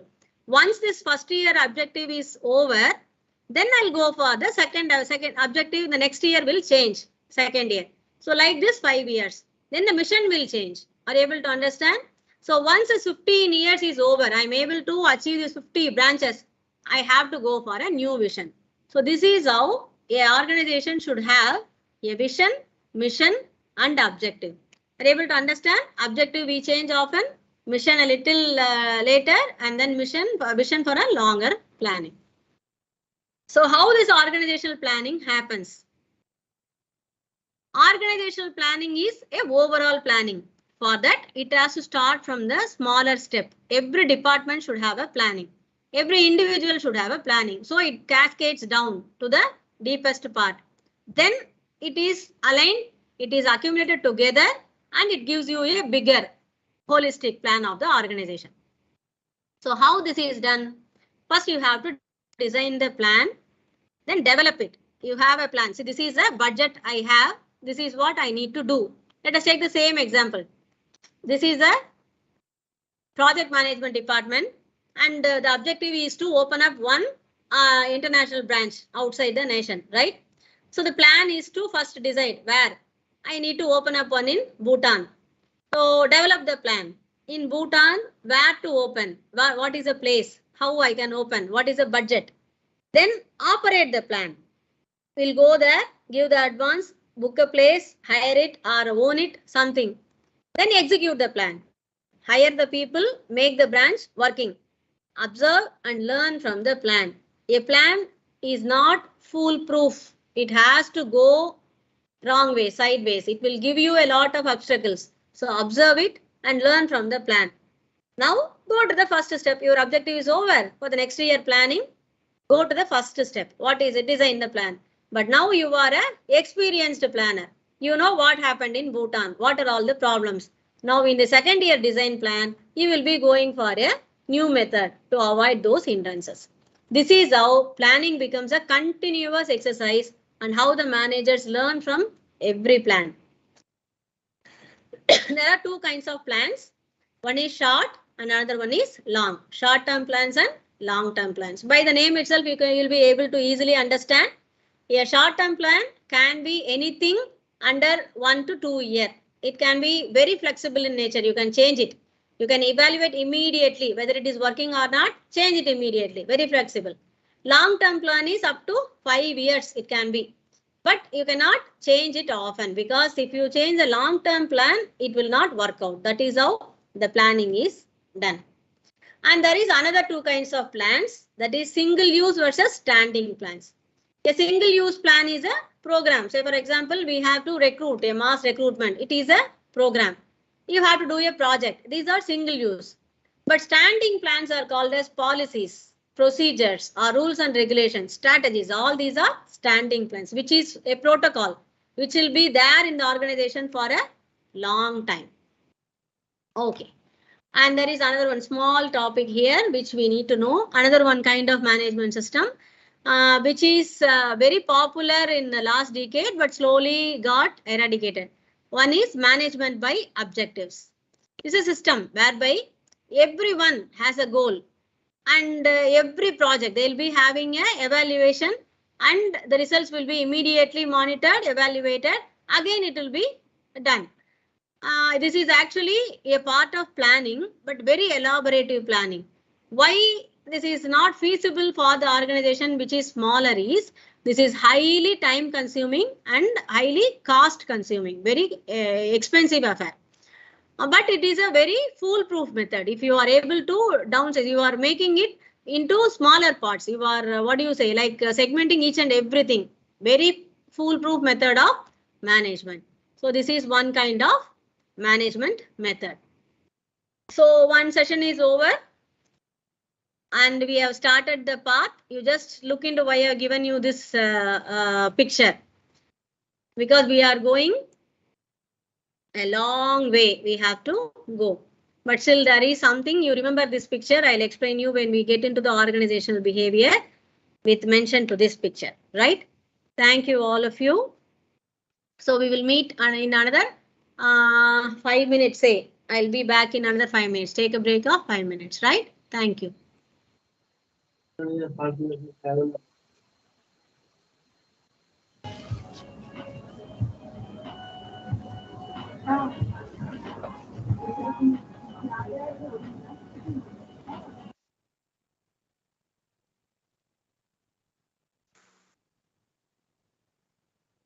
All are marketing group, right? Or any other persons.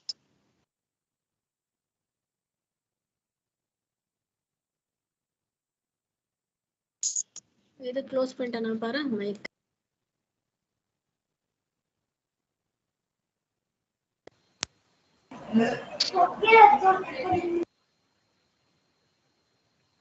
நாளைக்கு எந்த டைம்ல போறீங்க?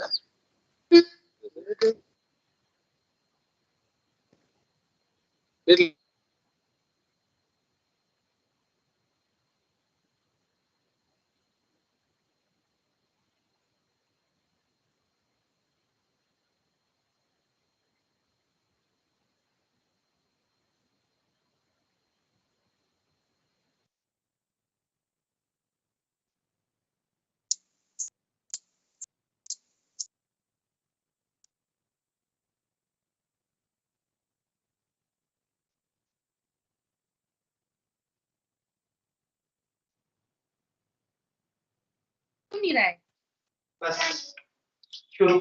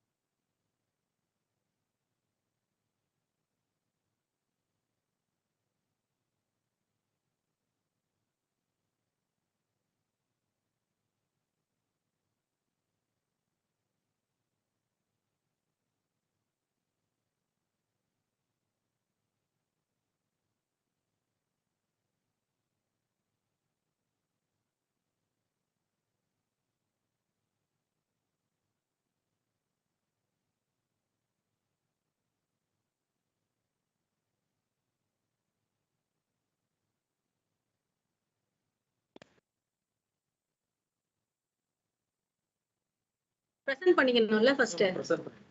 இதுலயே இருக்கா? அதுலயே இருக்கு. Share. Okay. இதுதானே first one. இது ஃபுல்லா இருக்குல்ல இது slide show.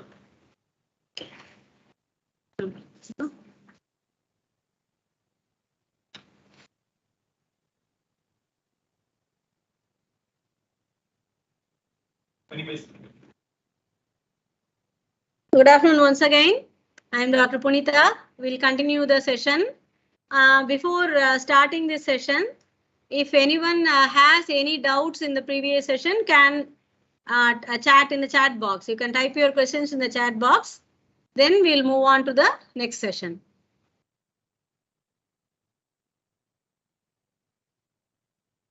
Am I audible?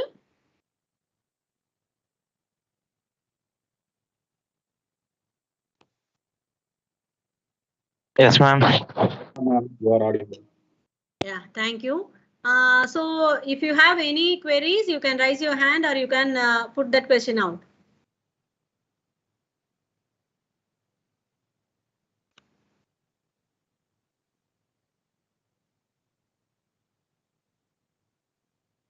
That means, shall I take it that there is no doubts in the previous session?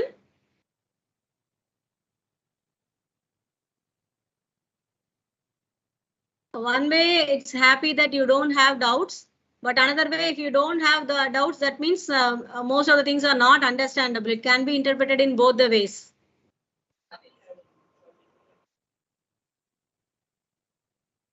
Okay, there are no questions in the chat box also. So we are continuing the second session, right? Okay. So far, we have seen the basic concepts of the management. So we will continue that. The next important topic in the concepts of the management are strategies. Of late, you will be very often listening to this term, you know, in my decade, that is 2 decades ago and all. This word is not that much colloquial in day-to-day usage, strategy. But thanks to the TV programs like Big Boss and other things, now even UKG students talk about their strategies. Strategies has become a very common word which we use in our day-to-day activities. But what is a strategy? Most of the time, the term is used without understanding the depth and meaning of this great word. A strategy is finding a pathway which is the best to attain the goal. That is what we call as strategy.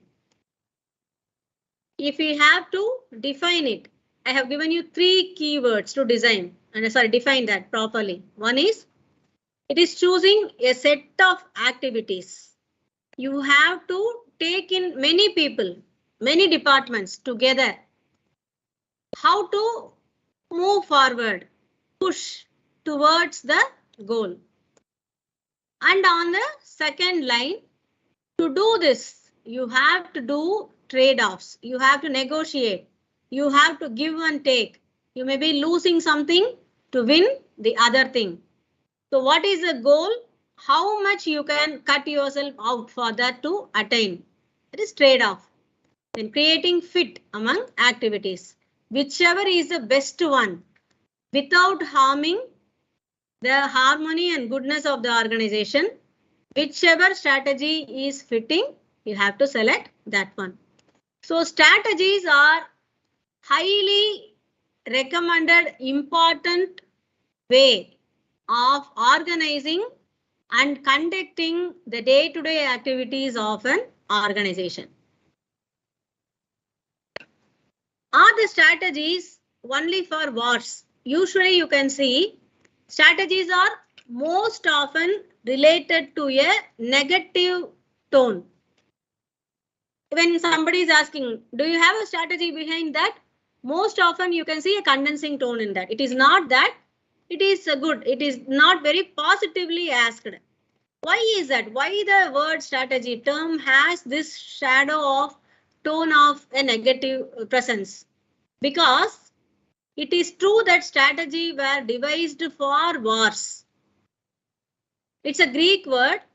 Stratos means to lead the army, egos. That is why we call strategy is to lead the army.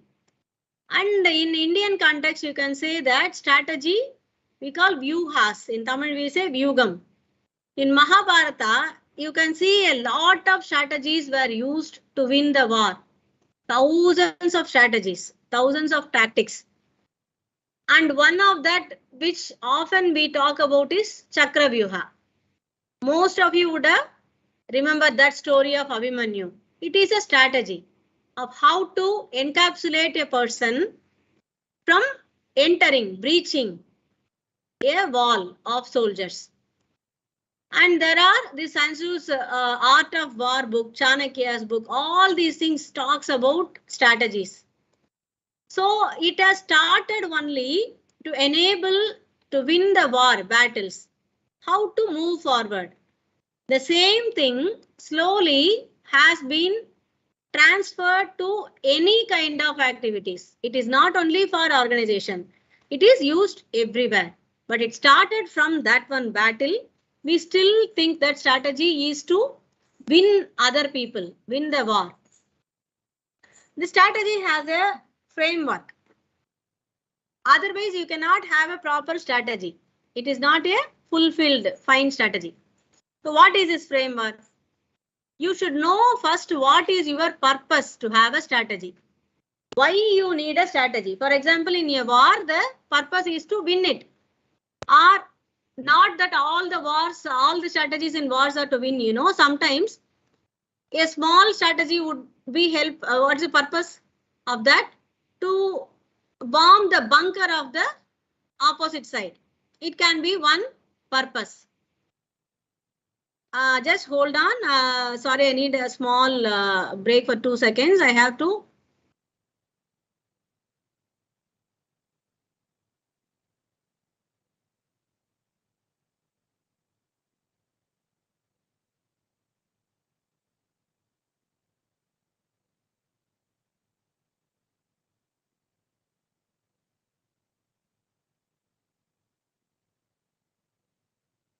Okay, I'm back. Sorry, it was charge was going down, so I had to charge it to the laptop. Okay, I'm back here. Right. So what was we talking? Right. It is need not that all the strategies towards a war is to win the war. It could be like to bomb the next bunker, like that. So you should identify the purpose. Your strategy can be for the whole or can be for a small part. The next one is you should identify how the environmental forces impact our business. So if you are operating with this strategy, how the business will be having the impact, how it will be affected. Because a strategy, if something you are making, as I told you, give and take. So what is that you are losing? What is it you are taking? In that taking, whether you are going to affect the other people and the environment, you have to check that. And how the stakeholders are going to get affected and how important are the stakeholders. And what is this business? Which business you want to compete with? Whom you want to help? Whom you want to serve to? And how you are going to distinguish yourself? These are some of the questions you have to ask to make a framework, to make a strategy. First, you have to understand the basic things. So the strategies are framed based on this framework.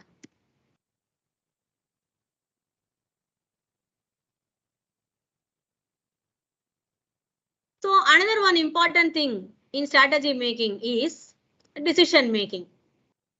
When you are talking about this management and managers, I told you in the first session itself, decision making is an important part. And that too, the decisions has to be rational. We call good decisions are rational decisions. What are rational decisions? When you are thinking about it and are able to get a proper decision. It is said always that there is no decision called the best decision, you know. There are always only better decisions. Because if you are waiting for a best decision, you will never able to make a decision at all. So how to make the decision? Everybody has this dilemma in decision making, whether I can make the decision or not. To understand the importance of this, I'll tell you one thing. Usually in the society, you can see that those who are toiling with high level of physical work are paid low, and those who are sitting and signing and having the higher responsibility are paid more. Why is that?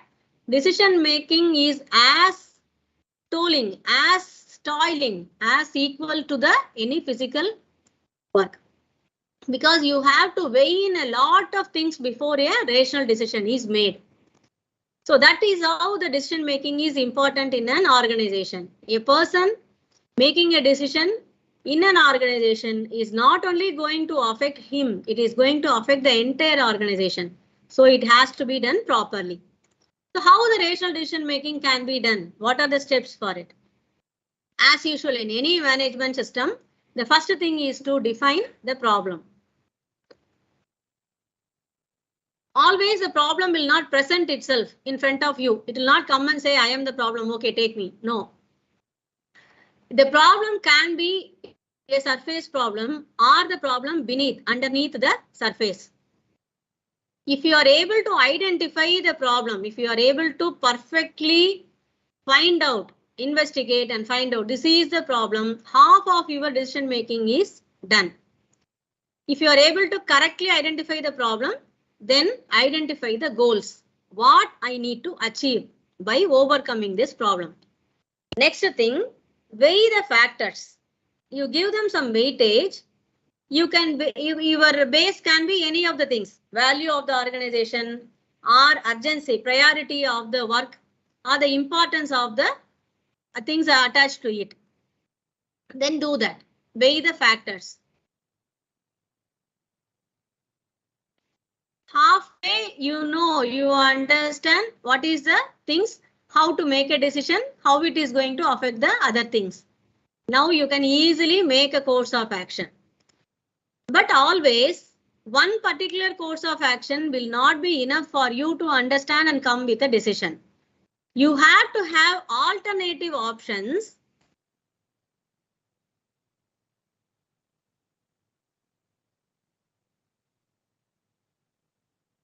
The alternative courses.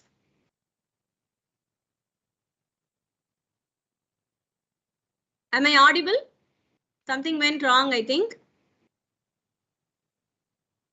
Can anyone say whether I'm audible? Yes, Yes. Yeah, right. Thank you. Yes. Is the presentation, are you able to see the presentation? Yes, ma'am. Yes, ma'am. Okay. Yes, ma'am. Yes. So now what happens if you have the alternative options? You are able to now see the overall picture and see the desired outcome of each option. Imagine like each road. In front of you, you have 3 options. So 3 roads. You now have to check out what is at the end of the road, what you are going to get if you walk through this road. Unless you know this, you cannot check on which decision you want to come. Now, if you are able to identify all these things on the destination, you can see which one is the optimal decision. This is how scientific and rational decisions are made. I have made a small example for you to better understand the rational decision making. See, for example, you have a company of cool drinks.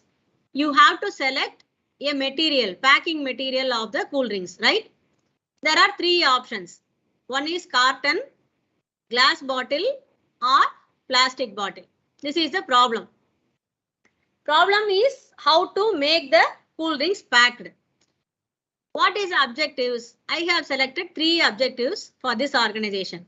Cost effectiveness, environmental friendliness, and a resource which is stable. I can get continuous throughout the year. So these are the 3 objectives I have taken. You can take any other objective also. For example, easily transportable, easily stored in the shop, easily reused. So like this, you can go on making your own objectives for whatever you want to. Now the course of action. How I am achieving? I am getting an analysis on this. See, for cost effectiveness, I have 2 rupees per bottle in carton, 5 rupees for glass bottle and 1 rupee for plastic bottle. Whether it is economical friendly, first 2 is yes, plastic is no. Whether the resource is available all the time, first 2 is yes, plastic bottle I cannot predict because the resource can be sometimes become scarce. The plastic availability is there because of the availability from the supplier. So I cannot say. Now the rating is done. You have to weigh it. You have to give ranks to the objectives which we have made. Say for example, plastic bottle is a winner in the cost, but in the other 2, no. Glass bottle is a loser in the cost, but the other 2, the winner. Carton, first one is also middle, second 2 winners. So in this table, easily you can give the rank, which is the better one, carton. So I can decide on carton. So this is a very simple, simple objectives I have taken so that easily you can decide upon. But if it is a bigger one, the objectives has to be more, then the analysis has to be more. You can arrive at the weightage need not be the same thing. You can give according to the necessity and the organization's importance. So like this, if you are able to do that, alternative options, you can arrive at an optimal option. In this case, I would choose carton for that. So this is how a decision making can be done in an organization. But always it is not that rational decision making is done, Sometimes this much of time is not given to a manager, right? Always you cannot have the factors, always you cannot have the informations and data to analyze. Sometimes there may be question marks, like I cannot predict the resource. There may be so many uncertainties in the way of making the decision. Most often, when there is no time, or in many cases, a manager has to face these factors called emotions, intuitions, and social situations. Say, for example, sometimes a particular international company which is coming to India has to decide upon social situations before making a rational decision. Rational decision may be against that situation of our culture, but the company has to take consideration of the societal, cultural values of any society which they are making the business. In that case, so social situations becomes an important factor in making the decisions. Or else, the intuition of a manager. For example, carton. If see, rationally I have to decide on carton for the previous example, but my intuition says that a carton may not be placed in the shelf of a mall which can attract many people. So I think that a plastic bottle would be more efficient and more saleable. Or glass bottles may be more elite. So it is based on my intuition, how I am going to see it in a mall shelf. Or else emotions. Like say for example, I have to decide upon whether this particular product is feasible in the market, whether I have to go for it or not. I may be emotionally connected to it somewhere. So I would go for it or not if I'm affected by that. For example, a certain color of a packaging material may not be emotionally fit to me. I will not take that decision. All of you will agree with me, even when in major decisions, a small sentimental or emotional value can disturb the decision making, even for the top level managers. We have seen this in many cases, even in political decisions, country to national level decisions or company decisions, it often happens. After all, see, you should understand whatever may be the analysis or the factors or the data you have, the person, the decision making maker is a person, is a human who has all these things inside the brain, right? So whatever technical or scientific values you give, it comes to the ultimate decision of the brain of the person who is having a lot of emotions and sentiments. So decision making often based upon these 3 things. Moreover, there are biased decision making. We call it as cognitive heuristics, right? In technical term. What is it actually? Our decisions are mostly based on the past experience. Say, for example, if I have a incident happened with a particular, say a lighter, right? So if something is happening again, I may be deciding that only based on the knowledge, past experience I have. I may not have time to go on investigating and having taking consideration of other person experience at all. In that panic situation, whether I had decided in a faster way, there is no time. So I don't have the place and time to know about the other things, other person's knowledge or other data available. In those cases, what happens? Biased decision making is happening. This is very common in any organizations. It happens because of lack of information, lack of time, and due to the complexity of the problem. If the problem is simple, decisions can be simple. If the problem is complex, decisions has to be complex. When the decision has to be complex, usually we go for cognitive heuristics or biased decision making because of the unavailability of the information and time. This is one important thing you should have in mind, because most of us are going to be future managers, and if you have to take a decision, better think of all these things you have studied in MBA, right? Okay. Now, what are the two kinds of decisions? Usually we see one is programmed decision, the other one is non-programmed decision. It is like planned, well-planned decision or non-planned decision. Programmed decisions are often which is seen through, repetitive. A problem arises often, immediately you have a solution, protocol is there. So you decide upon that particular protocol. Okay, we will go for that one. It is pre-established already lot of times. It's a worn out path. So many people have done that. So you know very well how the decision is going to be taken. But there are non-programmed decisions. This is like chaos. You don't know what is happening. Unexpected. Suddenly it has happened. You have to decide. So these are unstructured situations. So what is the best way to have the decision? Manager's decision making ability. That's all. Totally, we are under the mercy of that particular person who is going to decide on that particular moment. How he is going to decide? It is his cognitive ability, whether he is going to see it as a whole or on his past experience or his poor judgment, whatever it is just pointing out to one person's ability of decision making. So these non-programmed decisions are the, pathways to disasters or to avoid the disasters. Okay, so we come to the next topic. We have finished that planning and decision making. So we are entering into staffing. Staffing is a next function of management. Important function. As I told you again and again, out of the 4 M's, the most complex and beautiful M is men, people. The organization's face is the people in it. You know, there is a saying that one IT, I forgot the name of the owner of CEO of that company. He told, every evening when my people, my employees go out of the office, my net worth falls to 0. Whatever I have is the knowledge and the asset is that. So people are very important. They are a face of the organization. The organization are run by the people, not by the missions or the money, right?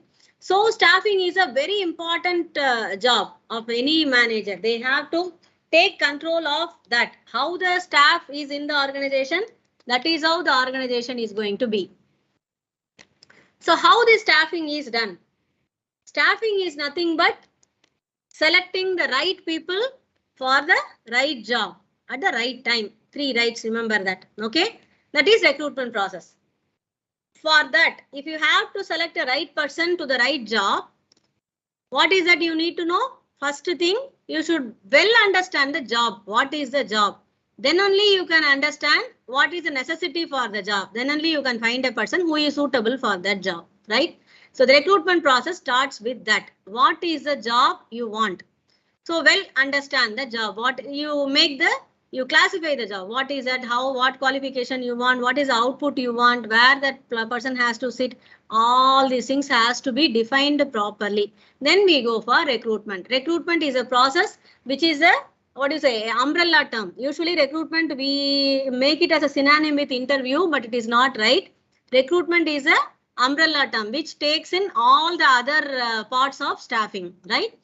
So recruitment process starts with that. Then you advertise, you get in a lot of applicants. Out of that, you are going to select with interview process, and then we will be giving the person a placement that is right at the right place. Then directing him to grow, motivating him to learn and grow, and leading him to the higher side, and measuring his performance in the frequent intervals. All these things comes under staffing. I forgot to write one more thing in that. Important thing why we all are working is remuneration. Remuneration part is also under staffing, right? Of course, it comes under performance, but still remuneration is an important part. So again, I'll tell you one thing. Staffing is an important role, but we will be studying this elaborately again in the second semester under human resource management. So I leave it here and go to the next one, organizing. Organizing is a next important part of a management function, right? Once you have a lot of people, you have selected people, you have planned. In that planning, you have selected how many people you need. So the next step you have finished, you have staffed, lot of people you have taken in. Now how to organize? Organizing is not only organizing the people, but organizing the resources, organizing the fund, and organizing the entire organization. How it is done? The first step is you should have a structure. If you have a structure, it is like a, what do you say? It is like drawing, designing, where to put what. The resource, people, anything, the machines even, where to keep the machines. It is organizing, right? So we need a structure. What is a structure? That formal task assigned to departments and then to individuals in the departments. Not only that, the structure gives you a proper guide. It is like a proper guide to understand who is related to the other person and how it works. It's called formal reporting relationships, right? Who is the head and who is a subordinate? I'll tell you one by one. It tells you the line of authority. I'll go to the next one. Here you can see these lines drawn. That is called line of authority. It comes from CEO to audit officer. That means the line of authority. CEO is a higher authority than the audit officer, right? So we call it as a line of authority. Decision and responsibility. Who is the responsible person for decision making? Say for example, sales manager. For a salesman, he is the decision making authority. Sales manager has to decide for the people under him. So that is the decision and responsibility. Then hierarchy, span of control, and chain of command. You can see it here. It is called hierarchy. Who is above whom and who is below whom? That is called as hierarchy. And span of control. How many person a manager can control is a span of control. For example, a purchase manager has 2 executives. So span of control for him is 2, right? So it should not be more or too less. It should not be too high also. A person should have, you should see the capability and workload, how much they can manage. So that is called the span of control. And chain of command. It is another important factor here. See, one person should have only one boss. But a boss can have more subordinates. A purchase manager can have 2 executives. But that executive should have only one manager, one superior. That is an important thing we should learn. All these things are seen in this one structure. So organization structure is the first step in organizing. So what this gives you, it ensures the coordination among the departments. Say for example, now the sales manager, finance manager, purchase manager, it says that all of them are equal, right? If all the departments are equal and all the managers are equal, they are on the same line. No one is superior to the other one and no one is subordinate to the other one. All of them are under the CEO, right? So these kind of frictions can be averted if you are able to have a proper structure. This one is called as vertical structure. Vertical structure is a traditional old form, you know. This is how organization structures are drawn all these years. So it starts from top and cascades down slowly. And the level of authority and responsibility comes decreasing one step by step. Slowly it comes decreasing, right? So the top is a top level manager. Purchase manager, sales manager are the middle level managers. And assistant sales manager is a lower level manager. You can see the management level also. If the structure has to be still improvised, what we can do is every level of managers can be given a color. So with that color itself, you can identify what kind of authority and responsibility they possess. You can identify these things with a structural design. The same way, horizontal and flat structure is a new form, you can say trendy one. So this is avoiding a lot of cascading effect, because see, in that structure, vertical structure, what is the disadvantage? If a person executive needs leave, that has to be allotted by the topmost authority. It has to go through a lot of people. The communication channel is very complex. So to avoid all these things, a horizontal structure is a easy one. Here, not many people are working under many people. It is very simple structure where operating managers are on one go, specialist and staff. Like that is our horizontal structures. The other kind of organization is centralization and decentralization of authority. You can easily see by this, because these are commonly used in many organizations, and nowadays decentralization is also gaining momentum. Previously, if you say in the past decades and all, centralized authority and responsibility was commonly seen in many Indian organizations, whereas now Indian organizations are also following the Western pattern of decentralization. Here, hierarchical levels where decisions are made are properly given, and the centralization is a top location. They will be the only people to decide. But decentralization try to push and distributes decision-making authority towards the down. That is middle level and lower level managers. So decentralization is why it is advisable, advocated in many Indian organizations are, see, the decision-making ultimately is going to result and is going to affect the people working in the organization. Who will be more knowledgeable for a particular part? That people working in that department are the ones sitting on the top. Obviously, people in that particular department. That is why you can see most of these management concepts are nowadays taken from Japanese companies. You know, previously we use Westerners only. Western concepts are studied in Indian MBA departments. Nowadays, you can see Westerners also are following Japanese tactics and Japanese management concepts. So why I'm saying is, I'll tell you one story where it happened in Japan. In Japan, not only story, it often happen in Japan companies, manufacturing units. When there is a decision has to be made, they will keep a very big whiteboard in the canteen, and they will narrate, they'll write the problem and what is the solution they are expecting. And various color sketch pens will be kept under the board. Anyone who is walking in the canteen can read the board. If they are involved in that particular department problem, if they know anything about it, they can write whatever they know, they can draw in the structure itself to make it. You know, one time a Japan company honored one person for giving the groundbreaking solution to one particular problem. And who is he, you know? A sweeper. How he knows that? Because that particular problem was about the rodents, and sweeper was the best person to know, because he is a ground person. He knows how to eradicate it. So this is how decentralization of decision-making authorities can benefit the organization, because people working on the lower level knows better. A machine man knows the machine's noise better than the engineer or the production manager. I think most of you will agree with me. Why the machine is making the noise? One who is with the machine all the time will be knowing that. Okay. So how to balance the centralization and decentralization? This needs a proper planning and proper policy for the organization. This will help you understand how much to decentralize and how much to centralize. Okay, we come to the next topic. This departmentalization.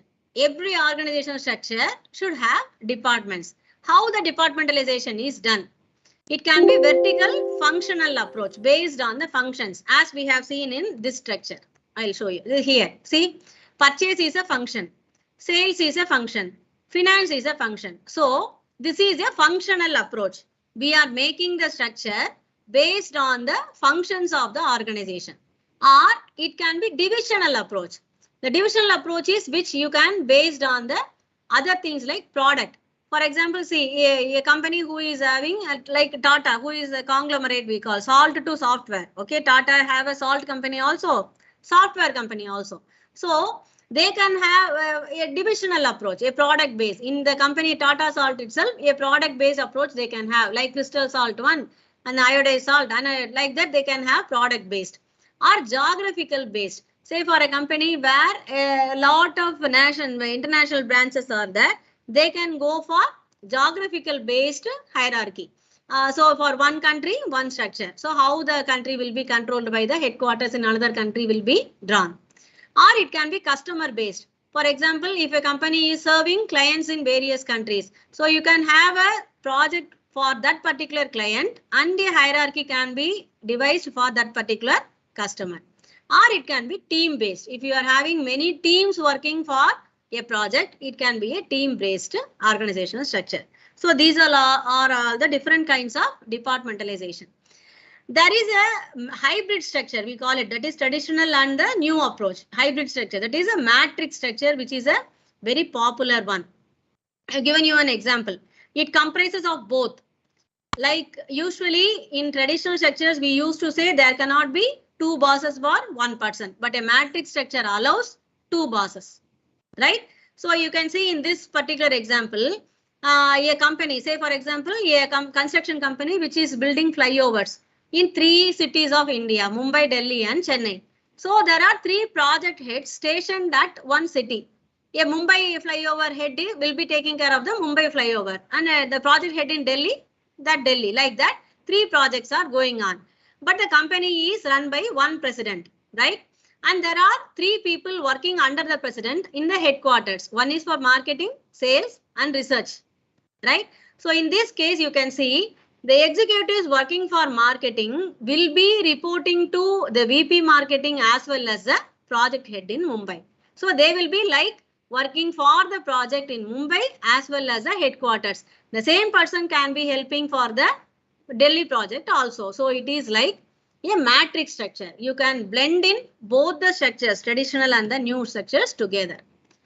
And what are all the hybrid other structures now? It is called global structures and virtual networks. Nowadays, you can see all of us are working from home. So this is a virtual classroom, we can say. So the same way, there are virtual networks. The employees also can work from their home or from their country, and they can all work as a team in international or in the computer. It is virtual. Nowhere they are sitting together except for the screen, computer screen.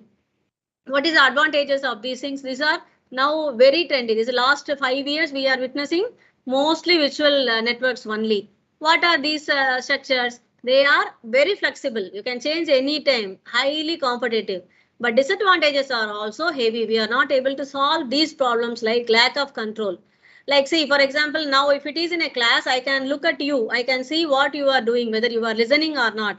Now, I don't have any control at all, lack of control. I don't know whether you are listening or whether I can ask questions, whether you will be able to answer.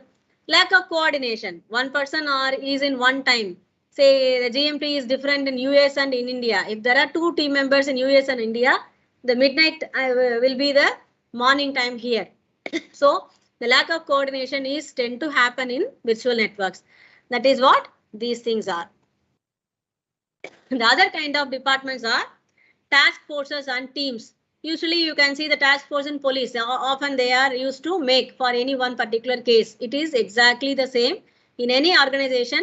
For a short-term problem, you can have a task force. It is also like a department, but is very for the short time. It can involve employees from 1 or more or even 2 or more departments. There are, see, specialists from any department can be called and made a task force to solve a problem. It is a very effective method, very effective departmentalization to attack any important short-term problems. The team is also exactly similar to the task force. Only difference is it is not short-term. Teams can be for years together, but teams also tend to dismantle. Teams are not permanent. They are also temporary, but a little bit longer than the task force. And this is also same way, can be cross-functional. You can take in many people from many departments into one team. Right.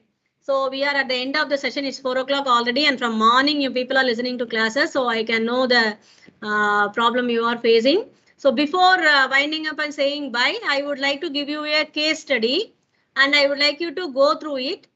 So that tomorrow we can, if possible, discuss in the chat, right? See, this is based on the decision making. Why I am taking a case study in the first session itself? Okay, case studies in the question paper are mandatory in MBA, right? Every question paper you will be having a compulsory question for 20 marks. It's a case study. You have to attend it. Otherwise, you will be answering only for 80 marks. Whereas 50 marks you have to take for pass marks. Now you will know the importance of case study. So you should know how to attend a case study. And for that, now I am giving you a small example of what is a case, right? I am giving you a very simple 5-sentence case. Usually it will be pages together. Read it. Imagine yourself as a manager of a manufacturing company, right? One batch of nuts and bolts you have made has very small, minute cracks. Okay, very minimal. It is not seen through naked eyes. The quality checkers found it out and they have brought to your notice. Now the batch has been wrongly been mistaken. It is your responsibility. Maybe the consequences, if it spreads out, you may be thrown out of the job. And it is going to bring a very big loss to the company, right? Economical loss for the company. So what are you going to do? Are you going to pass it out for sales because the crack is very minimal? It is not going to be seen or rejected by the consumers. Or are you going to reject that batch of bolt and nuts, right? How are you going to make the decision? This is the case. I would like you to think about it and I'll give you the clue points how to come on the conclusion, right? So what is a problem? You think about that, whether the quality, are you approving that? How you are going to analyze is the reasons for the mistake and the consequences of passing it out. You can have the decision making factor based on your emotional or intuitional or scientifically cognitive way. Suggestions are like what you are going to give the suggestions based on you, your work, your job, your security, or the company's loss, or the consumers, or the greater good society. What is the suggestion you are going to base it upon? And what would be your conclusive decision, right? Think about it. This is how a case study has to be approached. I will give you a elaborate way how to write the case study in exam point of view tomorrow. And also we will see it if it comes to the real world, industrial world, if you are a manager, how it is going to affect or how you can decide upon, right? So with that, I'm concluding the class and thank you for attending and patient listening. If you have any doubts, we will have a short 5 minutes time. If you have any doubts, please type in the chat box.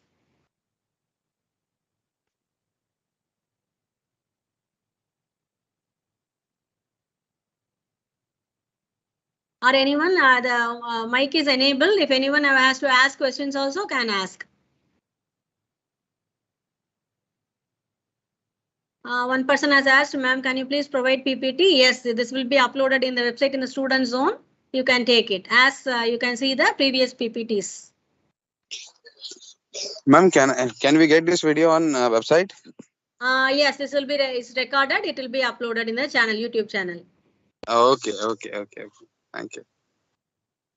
Does the case study has to be written? Yes, of course, the case study has to be written. It is for 20 marks, right? You have to, I'll tell you how to write for the examination viewpoint. Horizontal structure, one person has asked, horizontal structure is opposite to vertical structure. Vertical structure has so many steps of hierarchy, whereas horizontal